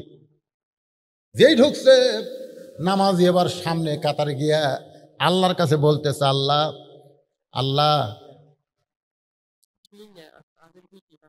বিনা হাজী সাহেবের বেটি 500 টাকা দান করছে, মা বিনা, আল্লাহ মার দান কবুল কর, আল্লাহুম্মা আমিন। এখন সামনে কাতারে গিয়ে, ভাইজান একটু মনোযোগ দিয়ে শোনেন, সামনে কাতারে গিয়ে বলতেছে, আল্লাহ এখন টাকা দেন না তো, পরে দেন। আল্লাহ এতদিন খালি খালি দাওয়াত দিছে, চটকা দিছে, বগুড়ার ভাষা হলো চটকা দেওয়া। 3 নামাজ পড়েও আমি না পড়েও তাই, আজকে 40 টাকা খরচ করার কারণে তোমার বান্দা মসজিদের মধ্যে ঢুকছে। আমার দায়িত্ব হলো তোমার বেনামাজি বান্দাকে মসজিদের মধ্যে ঢুকান, আর তোমার দায়িত্ব হলো হেদায়েতের মালা পরা। যেরকম সুবহানাল্লাহ। আমার দায়িত্ব হেদায়েত দেওয়া না, আমার দায়িত্ব কি? দাওয়াত দেওয়া। যেরকম আমার দায়িত্ব কি? কথাটা শোনেন, আমার দায়িত্ব হলো দাওয়াত দেওয়া। আমি দাওয়াত দিয়ে যেভাবেই হোক তোমার বান্দাকে মসজিদের মধ্যে ঢুকেছি। এখন তুমি ইসলামের মধ্যে ঢুকাবা না সেটা তোমার। আমার দায়িত্ব শেষ, এখন তোমার শুরু। এইভাবে যখন দাওয়াতকারী আল্লাহর কাছে বলতিছে সামনে কাতারে গিয়া, আপনারা বলেন তো আল্লাহ তার কথা শুনবে না? কোন শুনবে না? আসরের নামাজ শেষ হয়ে গেল, সবাই মসজিদ থেকে বের হয়ে যায়, কিন্তু এই বেনামাজি যে আজকে আছে আসরের নামাজ পড়ছে, ইচ্ছা করা পড়ে নাই, 40 টাকা খিলানোর কারণে পড়ছে, ইচ্ছা করা ঢোকে নাই, সৌজন্য নিয়ে ঢুকছে।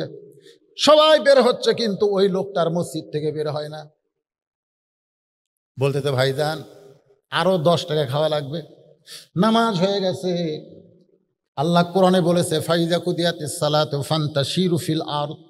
নামাজ হয়ে গেছে, নামাজ হয়ে গেছে, এখন আর মসজিদের মধ্যে থাকা চলবে না। নামাজ হয়ে গেলে মসজিদ থেকে বের হওয়া লাগবে। এখন সবাই জোহরের নামাজ পড়ে বাড়িতে গেছে, কিন্তু ওরা 4 জন 5 ফ্যান দিয়ে গল্প মারতেছে। 4 জন মুসল্লি ফ্যান ঘুরতেছে, ওরা কথা কয় না, 5টা ফ্যান ঘুরতেছে, ওরা 4 জন বসতে গল্প করতেছে। কেরে এবার ওয়াজ হবি? গত বছর তো হলো না রে। ভালো ভালো হুজুরগুলো সব ধরেই ফেলে দিছে। এখন যারা এই কথা কবি এর গল্প করতেছে 8 ঘন্টা ধরে। ফেরেশতাকে আল্লাহ সবাই চলে গেল নামাজ পড়ে, এরা যে 5 জন ফ্যান ঘুরায় আর গল্প করে, এদের রেজাল্ট কি? আল্লাহ বলতেছে নামাজ শেষ করার পরে সবাই চলে গেছে, এরা যে 5 জন 8 ঘন্টা ধরে ফ্যান ঘুরাচ্ছে, এই ফ্যানের বিল, কারেন্টের বিল আলাদাভাবে এরা যদি না দেয়, এরা জান্নাত যাবার পারবি না। কারণ মসজিদ ওর বাপের ঘর নয় যে ইচ্ছা মতো গল্প মারবি। জোরে কোন কথা ঠিক কিনা? মসজিদ কি কারো বাপের ঘর? ইচ্ছা মতো ফ্যান ঘুরাচ্ছেন। আর আল্লাহর বান্দার একটু মনোযোগ দেন। চলো ভাই বাইরে গিয়ে 10 টাকা বাকি আছে, চা খায়। লোকটা খালি কান্দে। বলে কি হয়েছে, কান্দো কেন? বলে নামাজের মধ্যে এত শান্তি আমি জীবনে কোনোদিন পাই নাই। নামাজের ভিতরে এত শান্তি কেমনে হয়? আল্লাহ রাসূল বলেছেন তা'বুদুল্লাহ কান্নাকা তারাহু ফাইন লাম তাকুন তারাহু ফাইন্নাহু ইয়ারাকা। যখন কোনো বান্দা আল্লাহর নামাজের মধ্যে শামিল হয়, স্বয়ং নামাজের মালিক আল্লাহকে সে দেখতে পায়। যদি আল্লাহ দেখা সম্ভব না হয়, আল্লাহ যে তাকে দেখতেছে এই বিশ্বাস তার কলিজার মধ্যে জন্ম নেয়। ভাইজান, নামাজ এমন একটা ইবাদত, আর ইবাদত যখন বান্দা ধরবে, ওই বান্দার অন্তরে আল্লাহ তাওয়াক্কুল সৃষ্টি করে দিবে। ওই বান্দার কোনো ভয় থাকবে না একমাত্র আল্লাহ ছাড়া। ওই করোনাকে ভয় করবে না, মৃত্যুকে ভয় করবে না, ওর অন্তরে শুধু আল্লাহর ভয় থাকবে। আল্লাহ বলতেছেন ওয়ালা তাহজানু ওয়া আবশিরু বিল জান্নাতিল্লাতী কুনতুম তুআদুন। আল্লাহ আমাদের সবাইকে কবুল করুক। সকলে বলে আল্লাহুম্মা আমিন। ইস্তিগফার পড়েন, আস্তাগফিরুল্লাহ রব্বি মিন কুল্লি যামবি ওয়া আতুবু ইলাইহি। মাশাআল্লাহ, এই গ্রামের একটা জামাই 3000 টাকা নগদে দান করছে। শেরপুর বাড়ি আলমগীর হোসেন। আল্লাহ তার দানকে কবুল করেন। আল্লাহুম্মা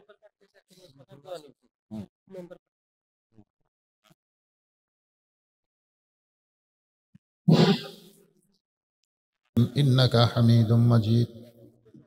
আল্লাহুম্মা বারিক আলা মুহাম্মাদ ওয়া আলা আলি মুহাম্মাদ কামা বারাকতা আলা ইব্রাহিম ওয়া আলা আলি ইব্রাহিম ইন্নাকা হামিদুম মাজিদ। ভাইজান, এই যারা ঘোরাফেরা করতেছেন বসেন, দোয়ার সময় বসাটা আদবি। সবাই বসেন, সবাই বসেন। এত রাত পর্যন্ত আল্লাহ যাদেরকে চেতন রাখছে দোয়ায় শামিল হন, বসেন।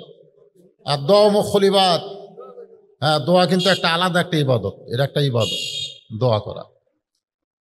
তো দোয়ার আগে একটা অন্ধ হাফেজ মাগরিবের নামাজের পর আপনাকে সামনে 8 ঘন্টা ওয়াজ করছে। অন্ধ মানুষ 30 পারা কোরআন শুনে শুনে মুখস্থ করে। আলহামদুলিল্লাহ, অমিনকাসসালাম, তাবারাকতা ইয়া যাল জালালি ওয়াল ইকরাম।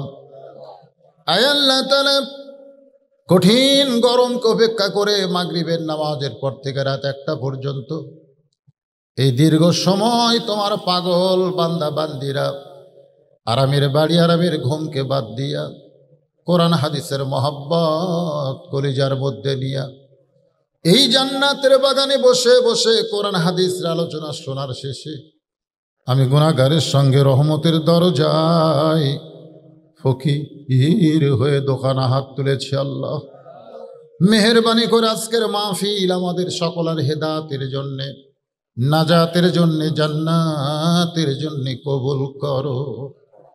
এই মাহফিলের শুরু থেকে শেষ পর্যন্ত যত আলোচনা হয়েছে আল্লাহ, এর মধ্যে যদি ত্রুটি হয়, ভুল হয়, মাফ করে দিও। এর যা হাদিয়া মঞ্জুর করো সোনার মদিনায় নবী পাকের রওজা মোবারকে আল্লাহ কবুল করে নাও। তামাম আম্বিয়ায়ে কেরাম, আসহাবে কেরাম, তাবিনী কেরাম, তাবা তাবিনী কেরাম, তামাম পৃথিবীর মাটির নিচে যত মুমিন মুমিনা শুয়ে আছে আল্লাহ সকলের আরওয়াহ পরে হাদিয়া কবুল করেন। আল্লাহ তাআলা, আমরা যারা হাত তুলেছি আমাদের মধ্যে জনম দুঃখনী মা যাদের কবরে চলে গেছে, মেহেরবানি করে মায়ের কবরকে জান্নাতের টুকরা কবুল করেন। আমি সহ আমরা যারা বাবা হারা এতিম হয়ে গেছি আল্লাহ, মেহেরবানি করে বাবার কবরকে জান্নাতের টুকরা কবুল করেন। আমাদের দাদা দাদি, নানা আত্মীয় স্বজন, শ্বশুর শাশুড়ি যাদের কবরে গেছে আল্লাহ, কবরবাসীদের মাফ করে দেন। আল্লাহ এই নবীর ঘর মাদ্রাসাকে মহব্বত করে নগদে বাকিতে যারা দান করেছে আল্লাহ, সকলের দানকে আল্লাহ আপনি কবুল করেন। খাস করে বাবুল আক্তার সর্বশেষে 10,000 টাকা দান করেছে, এছাড়া তার কর্মী 7,000 টাকা, এছাড়াও একজন মেম্বার প্রার্থী 5,000 টাকা, এরপরে অনেকে অনেক কিছু দান করেছে। একজন আল্লাহর বান্দা 1,000 ইট দান করেছে। আল্লাহ সকলের দানকে আল্লাহ আপনি কবুল করেন। এমনকি ব্যাগের মধ্যে 10টা টাকা যারা দান করেছে আল্লাহ সকলের দানগুলোকে জান্নাতের বিনিময়ে কবুল করেন। আল্লাহ আমার মায়েদের দানকে কবুল করেন। আবেদা সালিহা পর্দানিশি মা ফাতেমার চরিত্র দান করেন। আমাদের মধ্যে অসুস্থ যারা আছে আল্লাহ সুস্থ করে দেন, অভাবকে মোচন করে দেন। আল্লাহ যে যা নেক নিয়ত করে দান করেছে আসলে সকলের নেক নিয়তকে কবুল করেন। আল্লাহ এতগুলোর মধ্যে তো একজনকে মেম্বার করবে আল্লাহ। আল্লাহ জনগণের জন্যে, মাদ্রাসা মসজিদের জন্য, আল্লাহর জন্যে যাকে তুমি পছন্দ করো আল্লাহ, তো ইজ্জুমান তাশা, তাকেই তুমি সম্মানের মালা পরায় দিও আল্লাহ। সুবহানা রাব্বিকা রাব্বিল ইজ্জাতি আম্মা ইয়াসিফুন। আল্লাহ মাদ্রাসার হাফিজ ছাত্র পাগড়ি পরানো হয়েছে, হক্কানে হাফিজ আলিম কবুল করেন। মাদ্রাসার মহতামি, মাদ্রাসার ওস্তাদ, মাদ্রাসার সভাপতি, সেক্রেটারি, কেশিয়ার, মাদ্রাসার দাতা সদস্য, আল্লাহ সকলকে আপনি কবুল করেন আল্লাহ। আল্লাহ মাদ্রাসাকে কিয়ামত পর্যন্ত কবুল করে নেন।